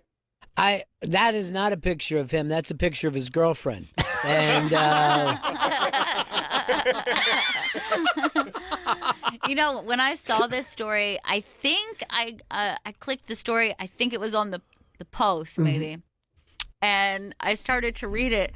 And immediately, they took the angle of like, this is really mean to the Queen that everyone's bullying her. I thought it was really funny. They were saying she simply posted this adorable picture of Prince Andrew. And I was like, you guys are making your opinion very clear. The Queen, a woman trying to have it all, Gail. So, yeah. I'm standing in her way. she's the Queen Elizabeth is my body positive queen. I'm like, I'm like, I can wear pink head to toe and support my child no matter what. Yeah, so everyone thinks this is a very bad form, and it comes off the tail end that his birthday bash is not getting a lot of RSVPs. Yeah. So they had to kind of, they usually have a huge event that the Queen decided to tone down a little bit to a nice, they're calling it a VIP dinner. But none of the VIPs want to come because they don't want to be associated with Prince Andrew. Yeah. So now they're at the lower tier. It's kind of like the sad Sweet 16 at your school when people are like, does the PE teacher want to go? Like, what's going on? You know. All right, I got $5 that says Elton shows up. Like, what's the big deal? Hey, it's a party. It's a party. Yeah. He just re-sings Candle in the Wind. He's like, wait, I don't get it. Yeah, I think it's one of those things that people probably, even they're like, I really feel like we should show up, but I don't want to be photographed going in there. Yeah, and they're like, who else is going to go? I can't be the only one showing up. Yeah. It's like in Jaws when he's just like, why isn't anyone in the water? Get in the water. I'm like, shit. I guess we'll go in. Okay, SPF 50. Two people that notably are not going are Prince Harry and Meghan Markle. They're They're just saying, we'll send a gift. I mean, a lot of people have thought that was, I think that they would have come to this decision no matter what. But I think the way that they were handling everything with Prince Andrew, I think people started to think that was part of the reason that they wanted to distance themselves. 100%. And kind of even more distancing that Prince Harry and Meghan Markle, they're not allowed to use like Royal or the Sussex Royal in any of their promotional materials or like products down the line. The Queen is banning them from doing that. Oh, really? Guess what? We already know who they are, so we're fine. They're already branded. Yeah, we've got them. That's so they're that was her thing. She's like, she apparently says it's not right or okay. I don't know if she really quoted Whitney Houston, but she was like, she just did a whole Masked Singer of that. No, she was saying that it's not fair to the royal family and to her that they would use a title that they walked away from. Right. Which is very funny. That comes out on the same day that she is having a birthday party for Prince Andrew. Sure. By the way, I remember they put the same cease and desist on Prince, and it didn't hold up. Oh yeah, that's true. You can't really stop people from associating with her. You know what I mean?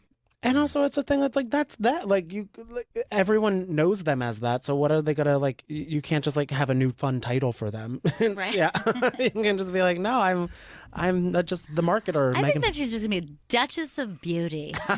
We'll come up with something else. Yeah, she's like strong woman Meghan Markle. Yeah, or something Canadian, which would be fun. And well, now a little shining piece of hope in royal news. Everyone is very excited because this very new, attractive royal member of the family has been discovered. Arthur Chateau. He's a princess. That sounds royal. Yeah, right. Chateau. He's Princess Margaret's grandson, and he posted a video of him working out before doing crew workout thing, and everyone lost their mind.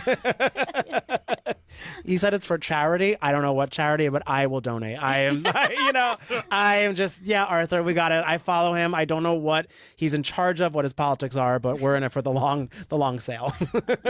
This would only be better if he was making the same move but pulling two cocks, just stroking them back and forth. If somebody get him Spielberg's daughter.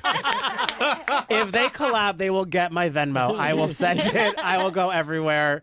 Yeah, the 250 Club. They're helping out the ocean, I think, but sure. I mean, where has this guy been hiding? I don't know. Well, he's bordering 21 years old, so I guess they've been keeping him kind of in solitude. He's just blossomed. Yeah, he's just this is his Powerpuff Girl moment, and everyone is just commenting. And I guess like his Instagram wasn't really that big before this, so he's just like, oh, I guess everyone is really into the charity, and then we're like, no, like.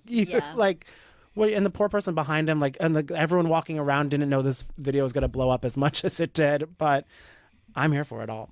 Yeah, I think that's really funny. I don't know what it is. People really seem to like me all of a sudden. Yeah. He's like, wow, I guess maybe maybe people want to know about more about the Sheen, about protecting our oceans. Oh, yeah, look at all of his pictures. He's just running around doing all these really explorer things. Yeah. Yeah, this looks like somebody's Tinder profile. They're like, and then here's me on a mountain I just climbed. Here's me with a puppy. Here's me, here's me in a fun hat. Yeah. I mean, there's not a type of weather that he's not in. He's underwater. He's jet skiing. He's every member of Captain Planet. He's just going out for it all. I mean, he's obviously a Sagittarius, you can tell. There is. He's sucking on a bagpipe. I mean, he's bringing it all. There's so much Photoshop that needs to happen that I wish I went to grad school for. Wait, is that him diving? Like deep sea diving? Uh-huh. Yeah. He's a superhero at age 21. Yeah. He's a man of mystery. Truly. Oh, and Vito, what is that one that he's doing? This is one that's underwater. You can see him in his scuba outfit. It's from Under the Ice. Oh my god. Oh, so he's underneath the ice. Oh. Under an iceberg. Ugh. How does that That's too much money. Yeah. Well, that's my. I was like, what camera does this? Aren't those for actual discovery and not just for new Raya photos? He's out there. He acts like he's on the edge. But when I was his age, I was snorting coke off a pizza. So you know what I mean? Who's able to really walk that line? Your move, Arthur. Oh wow, he's very, and it's just so British. Yeah, which I love. Oh. And then, I could stare at him forever, but we got to get into some quick music news. Let the people come together. So, Selena Johnson, a name I don't totally know, but she's a music writer who worked with R. Kelly a lot. She's begging fans to enjoy his music guilt-free, which is an interesting take, I feel, because it's sort of a thing where people could decide what music they want to listen to and what. But I am kind of laughing because I feel like she's only doing this because she gets money when people listen to his music. Well, I feel like everyone's still doing it with Michael Jackson. Yeah. The only way I could listen to his music if I was peeing on her. And then blast it. Selena! Yeah. So her whole thing, she was like, so if we can't listen to music, what? I can't watch the Bill Cosby show? No, you can't. No, you can't. I don't even know where it's playing. That's my thing. I'm like, girl, get HBO Go. I'm sure you have enough royalties for that. It's and it's just a very interesting thing for this is her time to come out and defend so heavily. Yeah, I mean, I never even continued on with Chris Brown. The world kept turning for him. I dropped him too, and this past year he's come back like nothing has happened. Oh yeah, I mean, even a couple years ago, he did a Grammy performance, and everyone was standing, and I was like, "Hey, you guys remember who this dude is, right?" I mean, the photo evidence. Yeah. And the worst part is now, his biggest song of the past few years is with Drake, who used to use all of his award show speeches to profess his love to Rihanna. Right. She never gave him the time of day. And now he's buddy-buddy with the guy who abused her. That's Maybe weird. Give him some tips, I guess. I know, yeah. She doesn't like to be hit. Yeah. It's not great. She doesn't like to have her speech ruined. Yeah. I mean, look, there's times that some people can distance themselves from whatever the artist did Ron, what about you? Can you remove the artist from the work? Yeah, I still love to go back and watch OJ's 30 for 30. I really thought he was a great runner. And I own a couple of Hitler paintings, so who am I to say? He had talent. Yeah, you're bringing it as a gift to Prince Andrew's birthday today. You're like, I just got the invite. Yeah. You know why I feel bad about Prince Andrew is like his one friend just died. You know what I mean? He would have been there. They're like, who do you want to have sit next to you? I don't care, Queen Elizabeth. Yeah. There is something about him that seems very baby. Baby. Yeah, he's very, he baby. Yeah. Yeah. He's just like, I don't know rules. Yeah. It's a weird, I feel like that happens a lot with like the royal family, especially. Well, you can't really grow up in that environment No. and be normal. I mean, not that abnormal. I'm not justifying that. Hey, you have to sleep with children, okay? He's like, they're the ones that get it. Yeah. And that's a perfect, speaking of, we got some creep news, as always. But I'm a creep. I'm a widow. What the hell am I doing here? So, very sad news from over the weekend that we all know, Amy Harwick getting murdered by her ex-boyfriend. She is also the ex-fiancée of Drew Carey. Her boyfriend was released, or her ex-boyfriend, who is the murder suspect, was released on a $2 million bond somehow. Yeah, that's, I was shocked when I saw that he's just out and about now. He's out and about, and then also it comes with more news coming out that his favorite scene from Game of Thrones was one where something just like this happened too, and that she had restraining orders that just expired against him. So a lot of like awful things around all of this. Yeah, this is rough. But I was really shocked when I read that he's already out. It's insane. And then it's hard too because we have usually a lot of people covering it are in a more subdued sense, but of course Wendy Williams, who never is not in a situation. This is we have a clip from how she talked about the news. Off of a third floor balcony. I'll give you a little backstory. So. Oh no. Oh, it's buffering while everyone is gasping. Everyone's She gasping. was killed not by Drew, but by the ex. Drew. Come on down. What? Like she. Well, no, she didn't. Why are you putting allegedly? This story's everywhere. All right, lawyer lady, she threw allegedly in there. Hasn't been convicted. The ex-boyfriend hasn't been He's convicted. been arrested. Correct. He's in jail as we speak. Correct. All right, allegedly. Oh my So God, Wendy. she made a Price is Right, come on down reference to talk about her falling from her balcony. Like, And then to silence, to awkward Pin silence, drop. and some ugh. I don't know what's going on because every week she has a controversy scandal going down. It's insane. Yeah. Oh, I can help you out there. She's nuts. She's crazy. You've put a nut on TV, and then you get shocked by what she says every week. She is nuts. What? Why are you saying allegedly? I mean, this is crazy. I was like, the lawyer lady. You know, oh, come on down. Get the joke? Yeah, we get it. We just don't find it funny. Yeah, we know what you're referencing, girl, but why and how? Yeah. Oof. It's too soon. Too soon and probably never. Never. Yeah. And I was like, she's like, oh, they just don't get my humor. So a lot of her fans' accounts are suspending themselves because like we don't know how to help you, girl. So she's even losing her favorite cuckoos. The worst is like sort of like cutting to the people in the audience gasping in shock. And then she makes this comment. And then just to be like, why are they saying allegedly? Come on, he's been arrested. You know why that they say to say these things. Yeah. Now, Drew Carey is, they said he has to take some time off from his show that he's so hurt. But it's very funny. Every time he gets in the news, it's never him, but someone he's close to.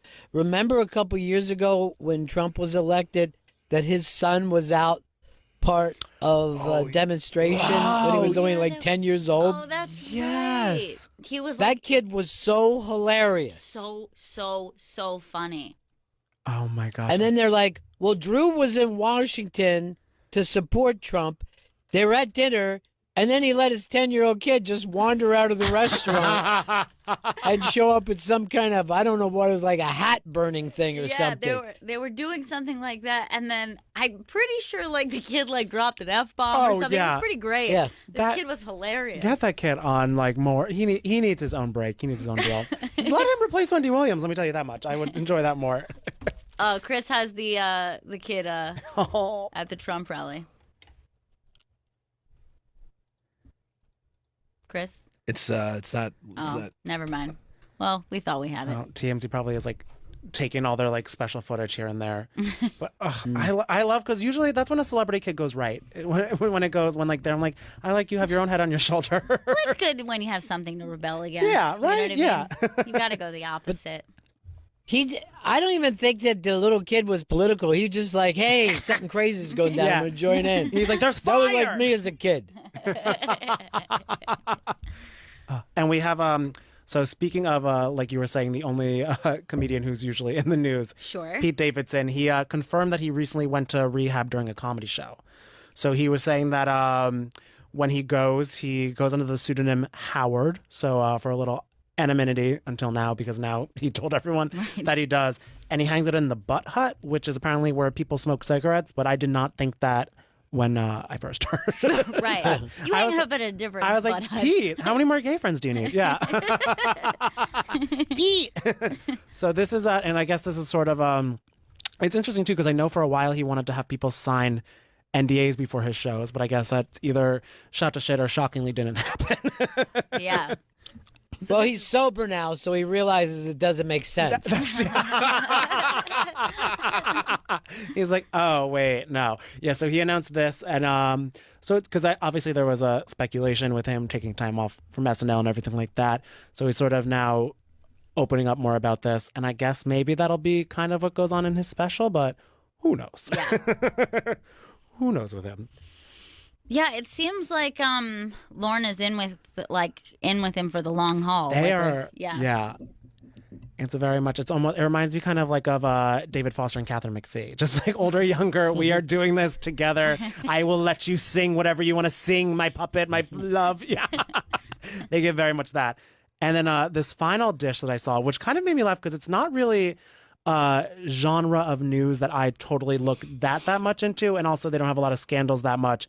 Steve Madden is apologizing because he went off on the Allison Olivia designer, who's really fun. I love her stuff, in this whole expletive rant that she filmed.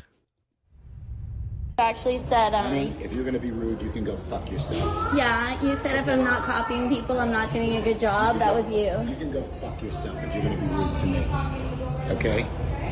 Yeah.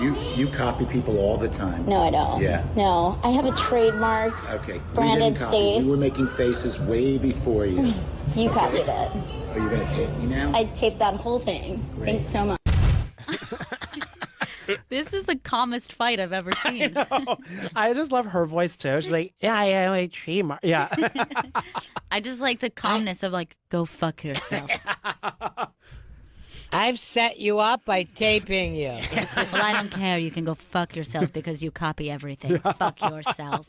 And it's funny where she says the main issue is that her child was nearby, so she was like, no one should curse in front of a child. Yeah, but you were egging him on. You were egging him on. You stuck your phone in the face.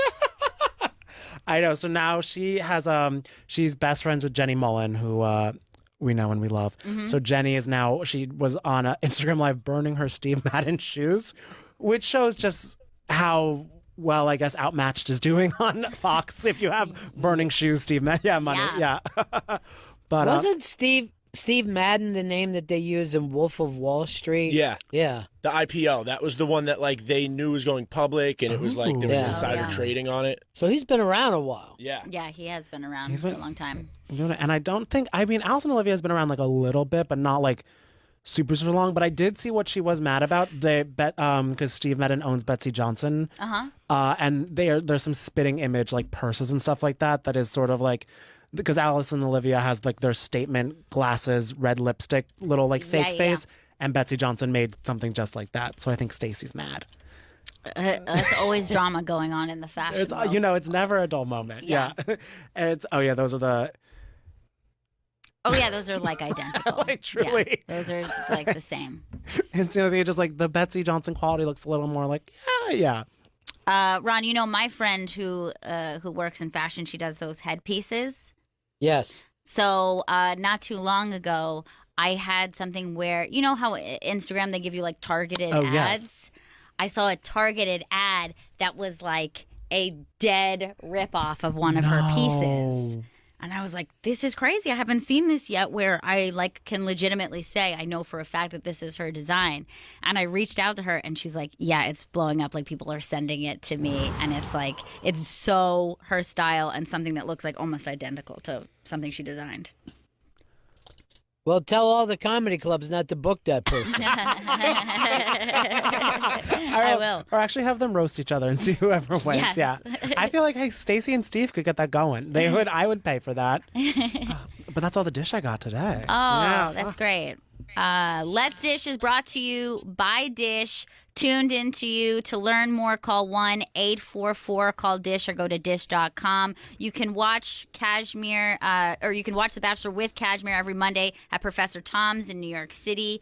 Did You Hear with Kashmir every Monday on the iBang. And follow him on Instagram because he's so funny on it, at Kashmir Danny. We're going to take a break, and Bennington will be right back.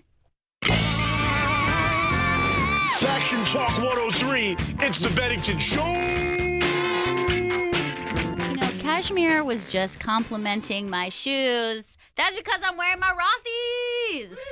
Have you heard about this new company making stylish shoes for women and girls out of recycled plastic water bottles? It's no surprise that they have nearly 1,000 perfect reviews. Here's the thing, Kashmir. You know, you're commenting on how stylish they are, but they're also sustainable, comfortable, and washable. And sustainable makes me feel good about myself. You know what I mean? We are the world. They're perfect everyday shoes. They come in an ever-changing array of colors, prints, patterns, and styles, and they always come with free shipping, free returns and exchanges. Here's the thing. They're made from repurposed plastic water bottles, and they have already diverted 35 million water bottles from landfills already. Plus, they're fully machine washable. Every time they need a refresh, just simply toss them in the washing machine. Rothy's prioritizes sustainability every step of the way, so they ship directly in the shoebox, and there's no more unnecessary packaging. They're feel-good flats in more ways than one. Go check out all the amazing styles available right now at rothys.com/Bennington, ROTHYS.com/BENNINGTON. Go to rothys.com/Bennington to get your new favorite flats, comfort, style, sustainability, the shoes you've been waiting for. Head to rothys.com/Bennington today. We'll be right back. This is Faction Talk 103, the Bennington Show!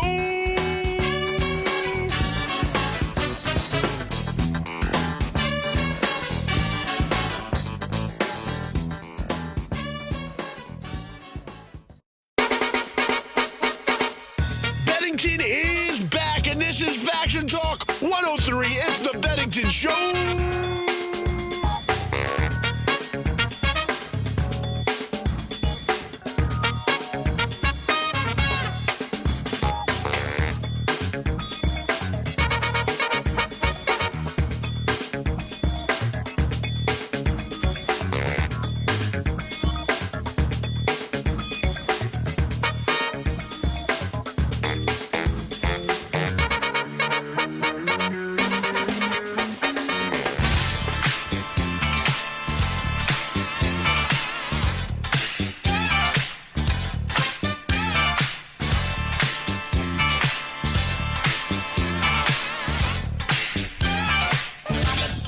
Bennington is back, and Tommy Johnigan is in studio in L.A. Tommy's podcast, The Local News, is available now wherever you stream your podcasts, and you can follow Tommy on Instagram and Twitter at Tommy Johnigan. Great to see you, buddy. Great. It's great to be out here. I didn't have to fly. You flew to me this time. Fly to you. We want to make sure that you're... How far away do you live from this place? I live maybe 7 minutes from here. I was at the cigar shop, which is probably 10 minutes from here. This place is right in where my whole life is. I just stay in this little area. That's really... and, you know, people are always going... the the traffic is horrible. I go, no, where we are. It's very, No. as long as you stay where you belong, you're fine. And you don't need to leave when people get out of work and shit. Yeah. I'll just take surface streets and then not leave my house until 11. 11. That's what I'll do now. I send my kids to school, and then my house is empty like the rapture happened. And I just kind of enjoy it. And then you spend as much time as you can in your cigar place. Yeah. It's right by the Improv. It's great. Your life is fantastic. Now, I got into a big conversation. I think I told you about this, Gail, last week on the cruise when Joe List brought you up and saying that you were mad because you remember when you were the only comic allowed on this show.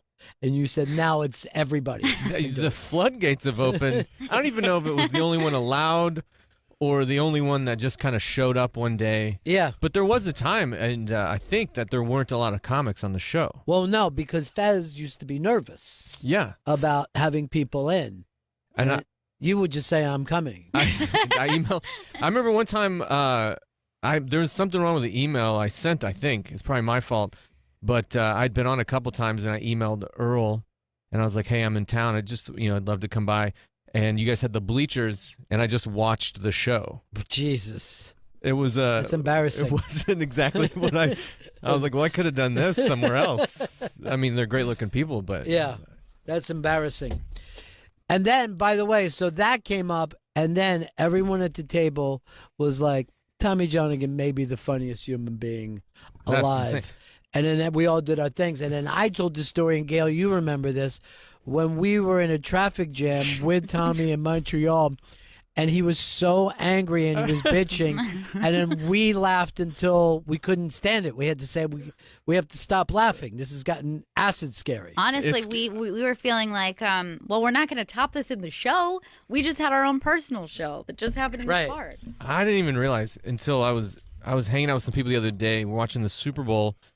And this buddy of mine, I don't know if he had too much to drink or what, but he just was sitting there. My wife's there, and we're joking around. He goes, "You're the maddest person I know." And I didn't know if it was an insult, but I couldn't disagree. Right. I generally, I just like to exist. If everything's perfect, I'm fine. Yeah. But if the temperature's 1 degree off, if somebody does something, one thing to wrong me, I'm just it's a full rage, I guess. What I love about it is you're always sure that you're right. You know what I mean? You're never like struggling with, am I on the right side of history here? And when we were all laughing and telling Johnigan stories, this woman goes, well, she was asking about you. And I'm like, he's a conservative guy. And she goes, oh, like a Trump. And I go, no, not like a Trump at all. Just conservative in his own life. Yeah. Like here's how life should work. And you're on the out of bounds. If we all just lived by my rules, we'd be fine. I would be fine. I remember when I told you years ago that you had the stance on stage of a guy who was saying, get out of my yard. It is I tell people that all the time. Yeah. It is the funniest, unwelcoming comedy stance that anyone could have. An audience in stand-up it makes me so upset that they're necessary for it. Right. Because I don't like them. I don't need them. Yeah. You know what I mean? I could just do this without you, but I can't. Yeah. And I took a break. I took a long break. And then I started going up a bunch in December. Not that it matters, but for a few weeks, I was like, trying to write material. I was looking forward to it. I was like, I'm going to finally do it. And then I was, no joke, as excited as you could be because I took a long break. And I was like, this is my first time back on stage. It's all new material. There could be nothing more exciting. And I kicked 11 people out. No joke. Just get out. Just immediately, this guy was talking, and I was like, hey, you can't. You're just, I always, this is my approach with hecklers, is I go, everyone here has paid money. They've bought drinks. They've maybe got a babysitter. They're in money. You know what I mean? We're spending money here, and you're ruining their time. And once I say that, I feel like I can really say anything because everybody's on my side. Yeah. So I go into this guy or whatever, and then he was like, well, it's funny to talk about it when you're up there. And I go, for 1 second, if you can think of anybody but yourself. And then he says something else, and I go, that's it. You're done. And this is my first set. People haven't seen me. They thought I've been in a coma, and I just come out to yell at people. And he's this. I could tell he was a rich kid, and I just don't like people that grew up with money. And then you're gonna hate your own kids. I know already, man. This fucking. How many shoes do you got, motherfucker? And I go. I got 5 minutes left, and I'll spend every second making sure I watch you walk out that door. And he stood up, and then all 10 of his friends stood up. And I was like, well, that's more than I anticipated. Right. On a show of 45 people. The next guy's like, I thought I was going to kill with those. Yeah. The club manager's going, did they pay when they left? Did we get their money? No, there was like 11 of them, and they were rich kids that work out a bunch. I just left my card at the bar. Really? I went out because they were trying to pay, and I was like, I'm not going to fight this fucking guy. Just at the end, this is it. So I just left my credit card at the bar, the Improv, and came back the next day. I apologize to the staff. That's hilarious. Let's make sure everybody's happy with me. So the Improv is your spot out here. I do that. I do Comedy and Magic a lot, and then there's a lot of independent shows. This is one thing I think that's different than New York here a little bit is like there's so many produced shows. Like a guy does comedy, and then they have a spin a wheel or something. You know what it is? Yeah. Stand up is too hard. So people have to find a trick that's like, oh, I don't have to write an act. Yeah. I can get up here and do this, and you got to email like 50 people to get a full week of sets. I see my new thing, and I hope this catches on. I'm gonna have my own night, but all the comics that have to have just all the gum they can possibly chew in their mouth, and then do their sets. And then every once in a while we hit them with a water balloon. It's really fun. You That gotta would come be a out and hit. do it. Yeah. Hold on, Comedy Central's calling. That's all that. It's a lot of shows like that, and then there was pull a thing out of a hat and just talk about a thing or riff on. I'm like, I don't Yeah. I didn't come out. That's to me more like a circus act. You're exactly right. And the whole thing is like the audience will yell out. They'll yell out something. You have to do it. Monkey spaghetti. Well, that's not even, Yeah. There's nothing to do about that. That doesn't exist. My favorite's the guy will just be like, monkey spaghetti. That reminds me of my mom's, and then they just go into their act. Stuff, yeah. The show's just called Shitty Segways. Yes, Shitty Segways. Once a month, Tuesdays. Shitty Segways. Tommy Johnigan's in studio, and Tommy's podcast, The Local News, is available now wherever you stream your podcasts, and you can follow him on Instagram and Twitter at Tommy Johnigan. Well, if you want to see pictures of his beautiful children. I know, I became that guy. Yeah. It's real hard. I mean, I just love that. I love being a dad way too much, more than you should, I think.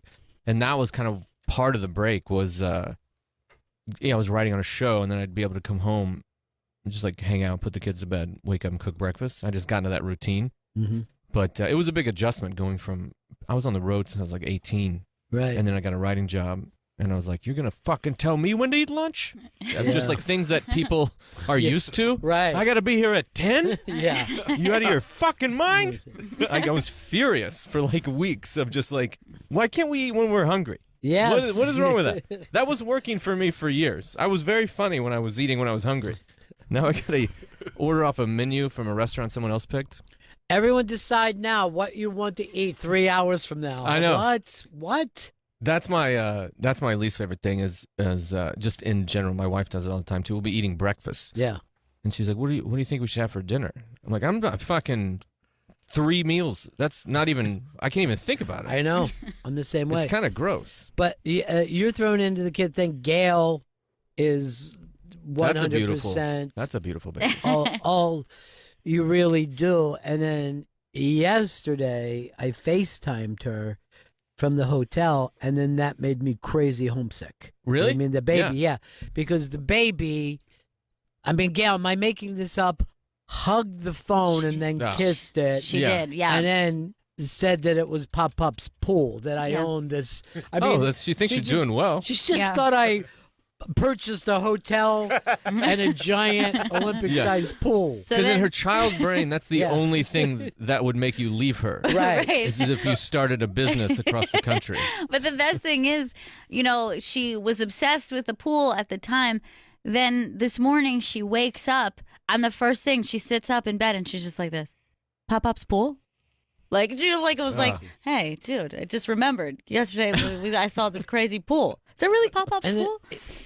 And this is what I was thinking too. After she was, I'm like, I've done nothing to, you know what I mean? Like you guys are working for the children, Yeah. and I'm just the guy that swings by every once in a while. I've done nothing to earn this love. Yeah, that she's giving. That's is that just what being a grandparent is? Yeah, it is.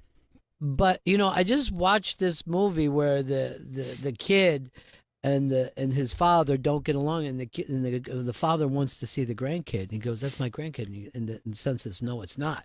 You know what I mean? And that is like literally the truth. Yeah. Like you don't have grandparents' rights. Yeah. You have to be a nice person. I'll tell you this. I think if your family's fucked up enough, you find out that there are grandparents' rights, which is I have a sister that has 2 kids. I think she got pregnant when she was like 18. And the line I always say is, "My mom was glad she waited," because my mom had my older sister at 15, but she told us our whole lives that she had her at 16. Yeah. And then I did the math one day. I was in my 20s. I was like, "Wait a second, you were 15," and she was like, "Yeah, but it just sounds worse." And I wanted to disagree, but I was like, "It kind of does." It does. Yeah. You know what I mean? Like, right. at least at 16, I think you drove to it. You know what I mean? Like, it didn't. At 15, it happened to you. Right. Exactly. At 16, you maybe you drove over there, but those kids lived with her for years, and then my sister kind of like came back and decided she's a great mom, and now they live with her, and they had a fight at one point, and my mom found out there's grandparent rights, and there's maybe had a lawyer no involved. idea this. Yeah, you can lawyer up on this. Bring that baby out to your pool. It's within your rights. Yeah, I could just tell her to come on over. I have candy.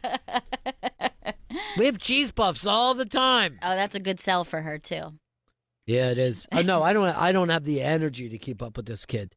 I could only be in for, I'm a 6 man at best in this game. I can't go 4 quarters. Well, you guys were saying how, she just loves you and it's unearned. But kind of there's even that way for moms. Like that feels that way with a dad almost immediately. Where like they start to attach, like she started to attach to my husband really quickly. And I'm like, hey, let's remember, a lot of sacrifice that went into this. I mean, I feel like I'm pulling most of the way. But like immediately they kind of just know, okay, these are my people. It's crazy. I remember when my wife was pregnant with our first kid, and I was crying in bed one night. And it was because I made a fear that I was like, what if this baby comes out and just doesn't love me? Right.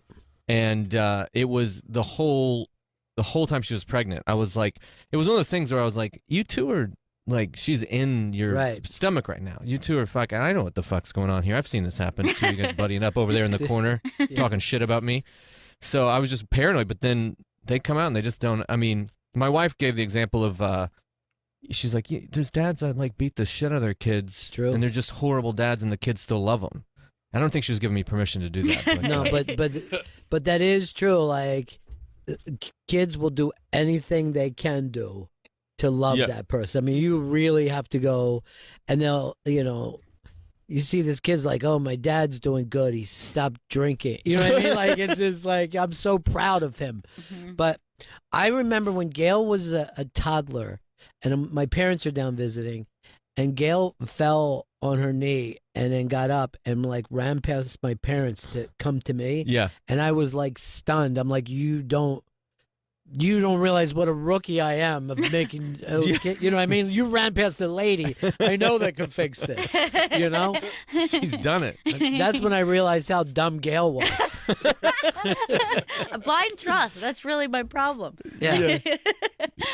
Runs past a hospital into a Quiznos. Yes, exactly. I broke my leg. What are you doing with the podcast now? Is this something you're into or just for fun? The idea came from I was going to try to sell it as a show, and then Comedy Central made what I thought was below a lowball offer. Yeah. It was just like wasn't enough to make it as a show. They wanted to do it, but then with the podcast now, I just have this little thing I do at my house, and I personally don't like to watch the news or anything that kind of on your phone or your TV. I'm like, why would you actively do something that's going to make you upset or sad? So I came with this dumb idea where it's just we just do local news stories that won't make you sad. So it's stories from all over the country and wherever, and it's just like those news stories that get passed around or whatever, and we just kind of talk and try to make them funny without no politics or no pop culture or politics or anything. Just Right. like anything that would bump somebody out. Like these Bernie bros, god damn it. What's going on there? This Bloomberg.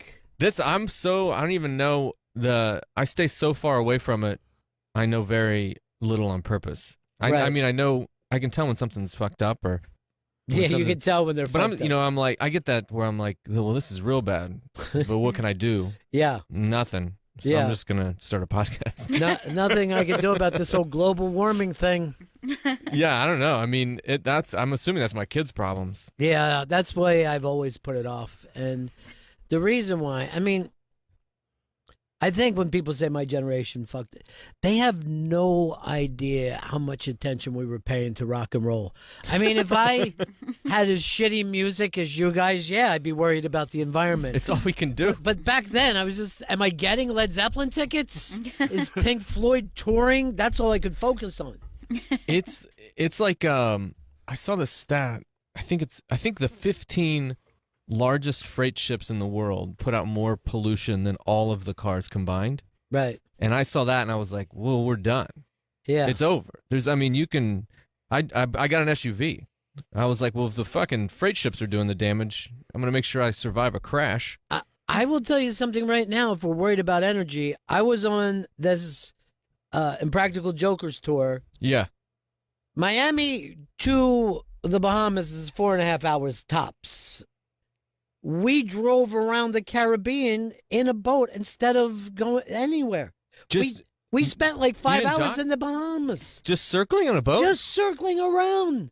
I was watching And I'm it like, on what the is tracker. wrong with us? I was watching it on the tracker, and I was like, I don't know what's going on here. Like, what are they doing? Because I know they're not stopping. But you would Yeah. just blow past the islands, then come back around. That's crazy. It was insane, and I was screaming it the whole time that we were there. And then, Are we dumping fuel? yeah, we're What's dumping happening? fuel and human waste all in the Caribbean. Yeah, where's all that Yeah. shit go? I was just shitting off the side. I wasn't even bothering using the toilet. But then it's $200 to swim with the dolphins. It's $200 a piece. Each per person. dolphin? Yeah, and I don't think the dolphins are getting any of this. But for $15, I ended up running with a pack of wild dogs. And I'm like, this is every bit as good. We were running through the streets after feral cats. It was exciting.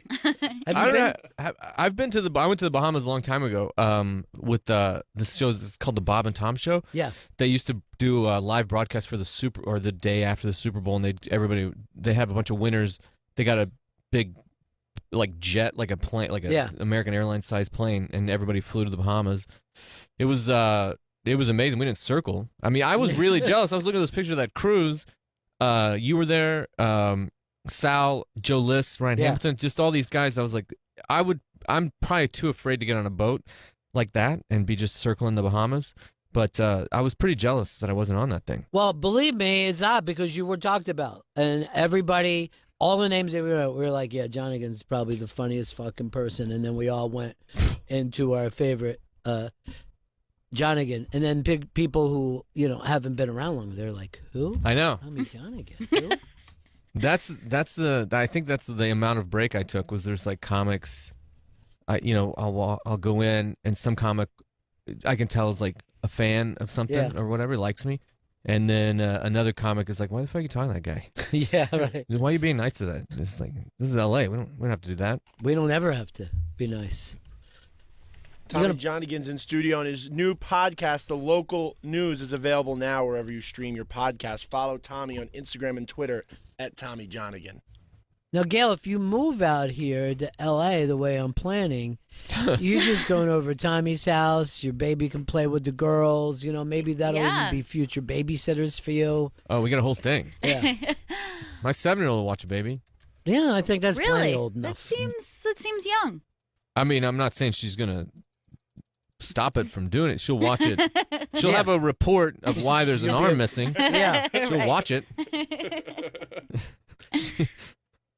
Gail, have you ever left your kid with a non-relative? Well, I mean, she goes to daycare, so that's Oh, yeah, That's a good one. point. I And guess then daycare is that. I have a group of mom friends, and I've left her with them.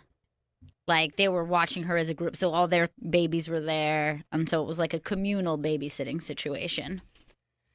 You know, here's the weird thing, too, with that is like Gail was in the yoga moms, right? They were Yeah. all doing yoga together. And then they all had their babies like within what? Like 2 weeks of each other, Gail? I think the longest distance is like 2.5 weeks. And Yeah. then what? Yeah. Yeah. So there was like 8 of them. They all look like the teacher? Then that's hilarious. So they didn't even show up until they were pregnant. Yeah. They weren't doing yoga. Right. No, I thought this was just. Oh, I thought it was prenatal a yoga, strange, Tommy. random yoga class. I'm like, that we should at least investigate the guy. I'm not saying Gail did anything, but these other people, this is suspect. It's so funny. So then all these babies, and then the moms still got together. So she's had friends now her whole life. Yeah. From these babies have Oh, all that's kind great. of grown up together. My kid's got one of those. Where Yeah. it's just a friend from the very beginning. You have those pictures when they're just like Yeah. tiny babies. Yeah, I don't have anyone like that. Yeah. No, you in gotta. my life. I mean, at some point she's gonna have to shake these losers loose. There's no way she got good friends immediately. Well, Yeah. They gotta earn it. We were talking about this. So, like, of course, when they're little, they're going to grow up together and they're going to be buds. But then there's always that thing that happens when you hit a certain age and the friends that you've had since you were a little kid, you guys start to go in different directions. And then your mom's just like, you have to invite her to the party or else you're not having a party. That's your friend. You know what I mean? Oh, yeah. Yeah, yeah. That's right. Yeah. So we're like, I want to just raise my kids like when I was a kid. I just come home and everything's in boxes, and I'm like, well, I didn't even get to say goddbye to anybody. No, And they're like, going. yeah, we're moving to a place with new friends. Yeah, that's how it works. You show up Yeah. at day one, everybody wants to be your best friend. I really fostered some relationships here, and now I gotta fuck. Everybody was used to my weird clothes. Yes, that is the thing. Except for when you move, you can try to have a myth for yourself. I did that. Yeah. I went to 12 schools before 6th grade, and I moved in with my dad in the 5th grade. He lived in Lakeland, Florida, and there's I have no idea. I don't even know why my mom let me. That he shouldn't have. He wasn't good enough, like responsible enough. He was dating a gal, and true story. He had her do a slip and fall in a gas station, and they'd been together for years, and he just was like, "Come move in with me." She's there. She's gonna do all the work, basically. So, about a week or two after I move in, she gets a check for $100,000 for the settlement of the slip and fall, and she moved to West Virginia, where I think she owns it now. And it's just the two of us. And I was like, "There's no fucking way this is gonna last." So I got to be a quiet, straight A student, no more class clown business. And that lasted for like 3 months, where I was straight A. I didn't speak a word in class. Right. And then just one day I just said a line, and the whole class laughed, and the teacher laughed, and to me it was like a drug, where Right. I'd taken a break, and then I did a little bit. I was like, all right, well, I need it again. Yeah. And then I became like the hall monitor that was selling bathroom passes, and just fucking went off the rails. Yeah. The teacher came to our house, and she was like, if he would just try as hard doing the work as he does to get out of it, I think he'd be a straight A student again. And my dad should have said something, but he like gave me like a proud pat on the back. I do also remember, like, I would take a lot of pride with people saying that it had a lot of potential that was unused. I'm like, that's good to hear. Maybe You know what I mean? someday I'll use that. I don't think I will, but I like knowing that you feel like I'm a natural. But the thing at about that, learning, I just don't do it. the thing about that's great is that you keep the myth going. You know what I mean? So Yeah. you're like, Yeah. I think that if you have all the potential in the world and you're just not applying yourself, you can imagine that I'm going to be like so smart, and then I'm going to go to a great college, and then I'm going to get into politics. You know what I mean? You could go anywhere with that. But if I start trying and I fall short, you know what I mean? Now the myth's over. It's kind of sad. Yeah. I remember thinking I just want a job that I fuck around. You know what I mean? Like I want a job that's not that good of a job, and I could just fuck around. I don't need to know the school stuff where I was so young when I knew I wanted to be a comedian, and at no point did I think school. I was I was a fine student, but I was like, I don't need this. Yeah, it's dumb. This is fine. And now and we didn't even know that you're going to be able to Google all that fucking memory shit. You know what I mean? Yeah, I don't even know how they teach I don't even know what you need to know now. Yeah. With a phone. I mean, honestly, like maybe adding up a tip. Maybe that should be 12 years of just how to tip. I noticed this morning that they just put the suggested tips right on there. They're like, here's what a 10% is, here's what a 15, here's what a 20 is. You know, make your pick. But it's one of these three numbers. You really mad? Take the 10%. Fuck this person over. For sure, they're going to do the math for you at some point. Yeah. Because right now it's like the 18% tip is $9.87 and what, like there's, because it's the exact percent. But at some point they'll be like, and we'll just finish the problem for you. But here's the weirdest thing. Like, I don't know what neighborhood I'm in. Had no problem getting here. Just fucking hit a button. Some guy takes me. Yeah. No one saw that coming. I mean, people used to be like, I've mapped out everything. Yeah. Please follow the directions. This is the map. That was a big part of traveling anywhere. When I was started stand-up, I would have MapQuest printed out. Yeah. And then my dad was a truck driver, and he had an atlas. And you just run into a fucking road that's not there anymore. Yes. It'd be just a new highway. Now that's all red and green, and you're there. Yeah. You have zero worries in the world. And then with MapQuest too, at that time when that was around, I was in college and we would always like MapQuest whenever we were going on road trips, and we're like, I can't imagine life before MapQuest. And now that seems so barbaric. I can't imagine doing this trip without 12 pages printed out. Right. And if I get lost, I have to just go back 4 hours to get back on track. Some of them were lies too. I mean, MapQuest was really bad. You know, about here, turn here, then turn here, and you're like, do you have any idea what section of town you just sent me through? My mom uses a GPS that I bought her 15 years ago, and they drive from Illinois to Los Angeles to see us. And I don't know, every time I'm like, they're not going to make it. Yeah, 12 years. She'll put like hotel into the GPS and they'll get there and it's tore down because it's 15 years later. 15 yeah, they years had a after the fucking fact. murder in there. Yeah. Anything could have happened in 15 years. Coronavirus.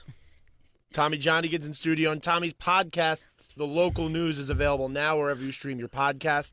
Follow Tommy on Instagram and Twitter at Tommy Johnigan. He just went last night. This is let you know how weird people are in L.A. He just went and stood outside the Staples Center, as if he went to visit something. Yeah. On the outside. Kobe tribute or just to go see the statues? Just to go see the statues and see L.A. live. Yeah. What was your favorite statue? The Shaq statue was pretty impressive, and I was just staring there trying to figure out if it was life-size or not. People forget that everybody used to like Shaq better than Kobe. That statue is the worst placement. Yeah. You can't take a It's picture. buried in a corner. It looks like he's fallen off the building and is grabbed right before he's died. And you make really uncomfortable eye contact with him because, like, the way it is he's dunking and he's looking down his crotch. Right. So when you're looking at the statue, you're kind of like looking at him looking at his dick. Yeah, you're looking up his shorts. Yeah. Big dick on that guy. Oh, yeah, sure. I mean, to him, it's average.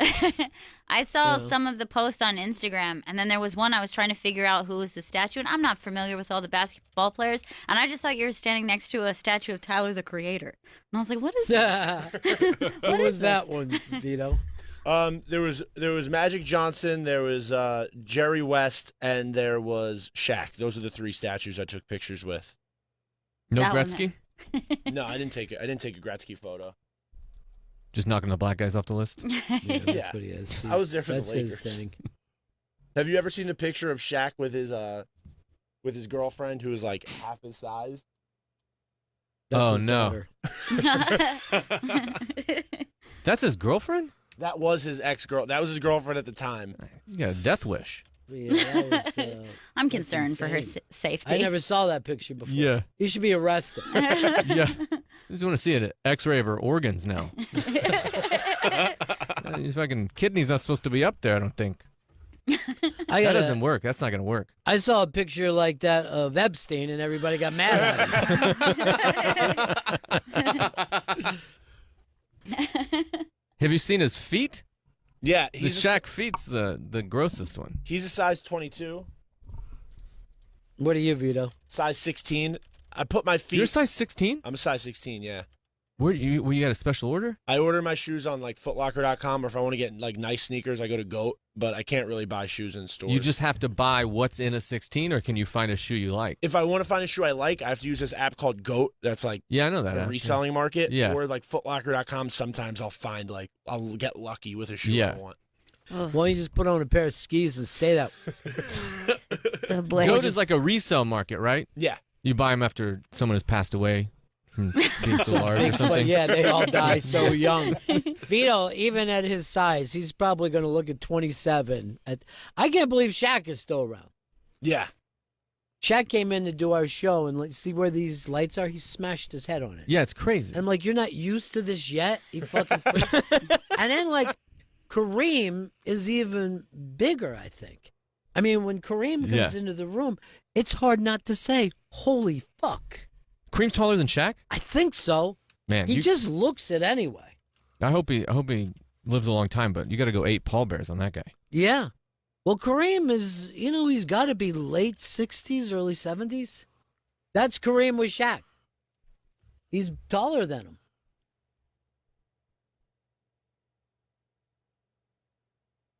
That's pretty nuts. Shaq came in one time, and he had that. Remember, he was doing a tour of comedians. Yeah. And I'm like, where did this come from, dude? He goes, when I was younger, I was always like the class clown. Like, I always like people to pay attention to me. I'm like, you got to be fucking kidding me. Yeah. You know what I mean? Everyone's going to pay attention to you. No. You're too. It's like you don't have to be funny, so I don't believe that you were. Right. Like, there's no reason for him to be funny. But they are. I mean, honestly, on the TNT Inside the NBA may be one of the funniest shows on TV. I couldn't fucking agree more, man. It is so funny.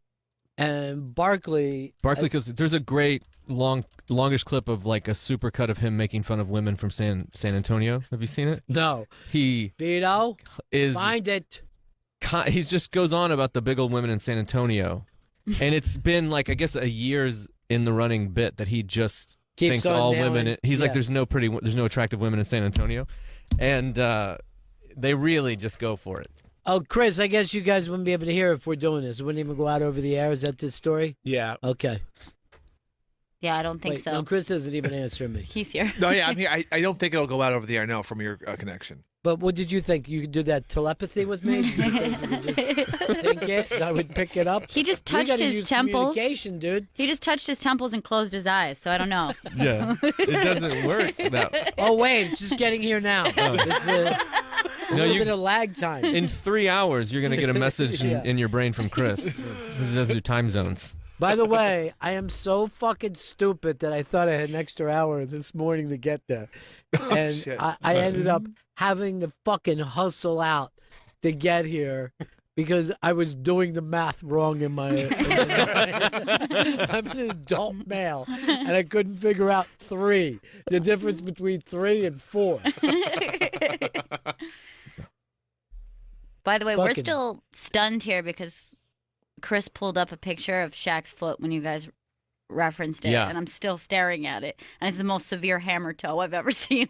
You have to get rid of that well, picture. you're going to have that. Yeah, maybe he needs to go to a size 23. Yeah, that is not 22 is enough. not doing you any good. That big toe looks like he's pulling around a dead dog.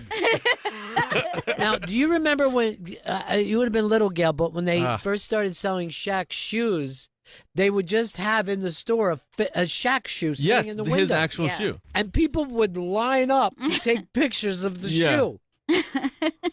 Yeah, I People remember sleeping that. in it. Why would he show anyone his barefoot? He seems proud of it.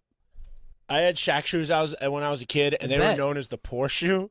And I was the only white kid in my grammar school when I was a kid, and I showed up with Shaq shoes, and I was really excited about it because it was my first pair of sneakers. And every kid started making fun of me and asking me if I came from a poor family. And my mom was like, Jesus, don't listen to them. Shaq's a great basketball player. You're wearing a great shoe. But he did put out a poor shoe. His point was, Yeah. I want all the kids to be able to afford the shoe. But then it got known. What day? Was this the first day of school that they're like, are you from a poor family? I went to a Catholic school, so like we had dress down day. So like I had to look forward to the day I would get to wear my shoes to school. And this is an example of how shitty Shaq shoes are. They don't come in a box.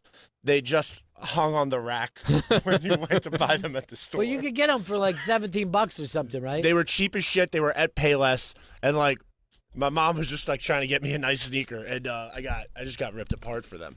See, the thing was, when he did that, I was one of the people who went, "Oh, that's so sweet. He's doing that for kids." I know. I think it's so But cute. You forget how evil children are. They're the worst. The Marbury did the same thing. Stefan Marbury had the Starburys that. Oh yeah. Actually, I think they did really well, but that store went out of business. And now Stefan has the corona disease. Over there? Yeah, he's got it. Yeah. He said it came in through his asshole somehow. Yeah, there's a Starberry. Yeah. From Dave and Barry's or Steve and Barry's. I was smart enough, just being poor, and then they'd come out with a cheap shoe. I'm like, this ain't fooling anybody. Yeah, right. I'm gonna just. I was always wearing my cousin's, which is like probably 2 sizes too big, like whatever Right. he was done with, because he had the actual like Jordans and stuff. Yeah. So I'd walk around with like a bunch of room before I'd walk around with a cheap shoe. It's a smart idea, and then you could also act like, hey, these are throwbacks from a couple years ago. Those kids are so young. I used to have a bit. It was a true story. I would get like most of my clothes from yard sales, but I lived in such a small town that like the person who sold it went to my school. So he'd be like, "That's my shirt." I'm like, "Not anymore, motherfucker. This is 50 cents in your pocket." That's the worst place to be in a yard sale kid, is in a small town. In a small town, everything is worse.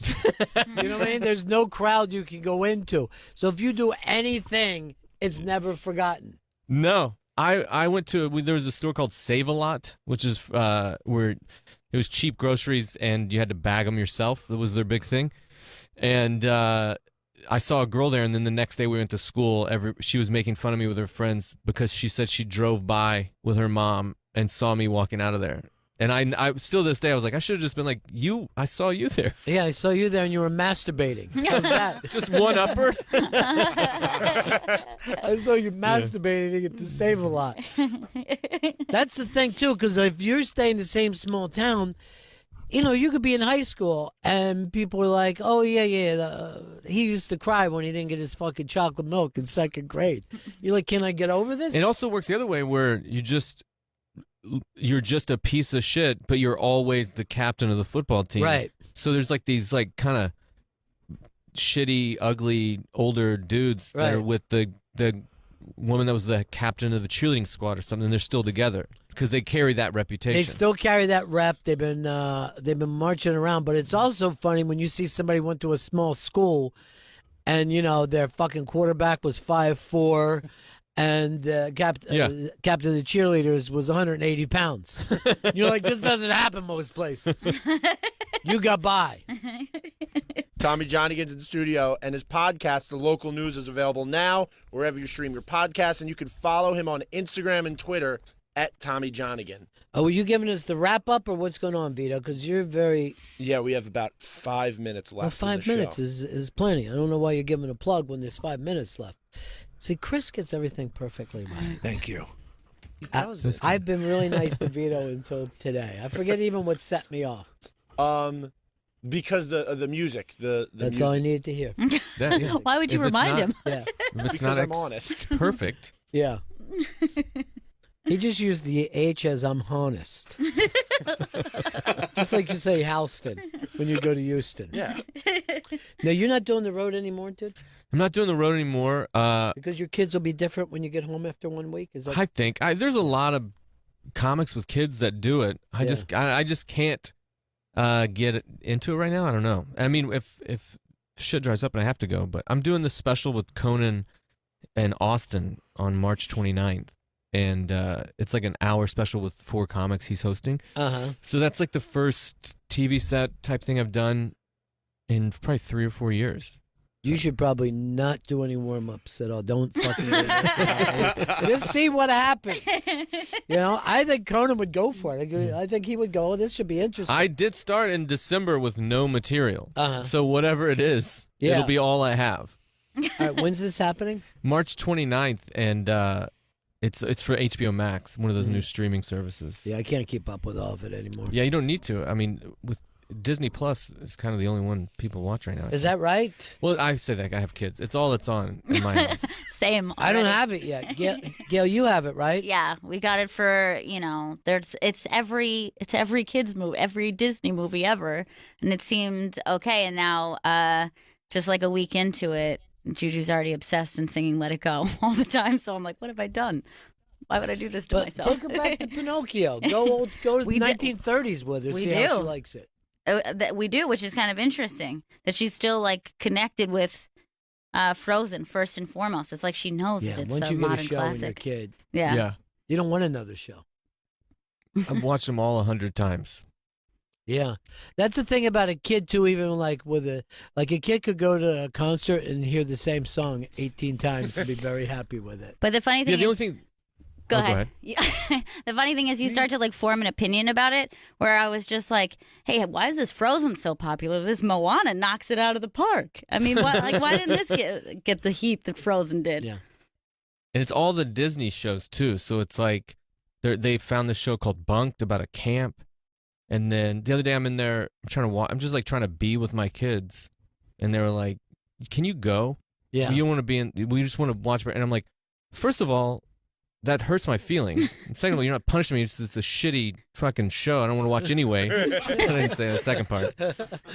It does. You walk out of the room, I was like bummed, and I was like, I don't want to watch that stupid show. It's for children. And by the way, kids, I'm going to go with Conan. Maybe you've heard of him. I'll go back on the road in a heartbeat. You'll see me as much as Bert sees his children. Never. He can't pick those kids out of a lineup. He brings Ari Shafir around the house. How's that? You want that to start happening? I have Ari sleep over tonight. Does that scare you? He'll watch a show with you. He'll watch the news with you. All right, that's it. It's so great to see you, buddy. Thanks for having me. I was just a drop of an email. I'm glad to make it in. See everybody. I was very excited. I had no idea that you lived this close. I'm so close. Yeah. So hopefully you guys enjoy the time here. I'll be around. Yeah, I think. Are you seeing any shows? No, we got no time. Just so busy? We're in the shows. You know what I mean? Yeah. What shows will we be seeing? I don't know if you're just going to clubs or not. No. Popping in these clubs? We're all after the older people on this trip. The next one we'll do the younger people. But, right now I'm telling Vito I'm not going to TMZ tour with him. I'm not going to the Sony tour. And I don't like it when he reads out the names on the stars as we're walking down the street. There's so many. Yeah. And then he said to me the other day, look, two of the people from Doc Hollywood, and look how close they are together. I go, this means nothing to me. You should just go through the stars and see if you can find old racist quotes and see how many you can get removed before you leave. Vito was saying to me that Bruce Willis on his, in front of the Chinese. He's by Hooters. Yeah. Yes. But on the Chinese theater, right, with the hands, that he wrote yippee-ki-yay. Like, that's his only thing that he's ever done in his life. It's bizarre. It's like if Bruce Willis would have wrote "Get Her Done." You know what I mean? Like, you don't need. You're Bruce Willis. You had starring roles up until 3-4 years ago, and now you're straight to fucking Netflix or whatever. Put a better quote on there, Bruce. Put a Pulp Fiction quote on there. Or no quote. You got your hand in the thing. Yeah, we don't need to. Bruce Willis. Oh, yeah, he's the guy that said yippee-ki-yay. That's right. The Rock doesn't put his bullshit quotes on there. Wait, The Rock has. The Rock wrote. I got to find it. I'm pretty sure he does. I'd be surprised because he seems like a little new to this. I follow him on Instagram. There's no way he could fit a quote on that thing. Everything. He's wordy, huh? You can't get a picture of that guy with a tank top without some motivation behind it. I know. I don't want to get up 2 o'clock in the morning and eat tuna, dude. Yeah. I don't. I won't look like you. All right, Gail, take us out of here. That's it for us. We'll see you guys tomorrow. Thanks to Tommy John again. Peace.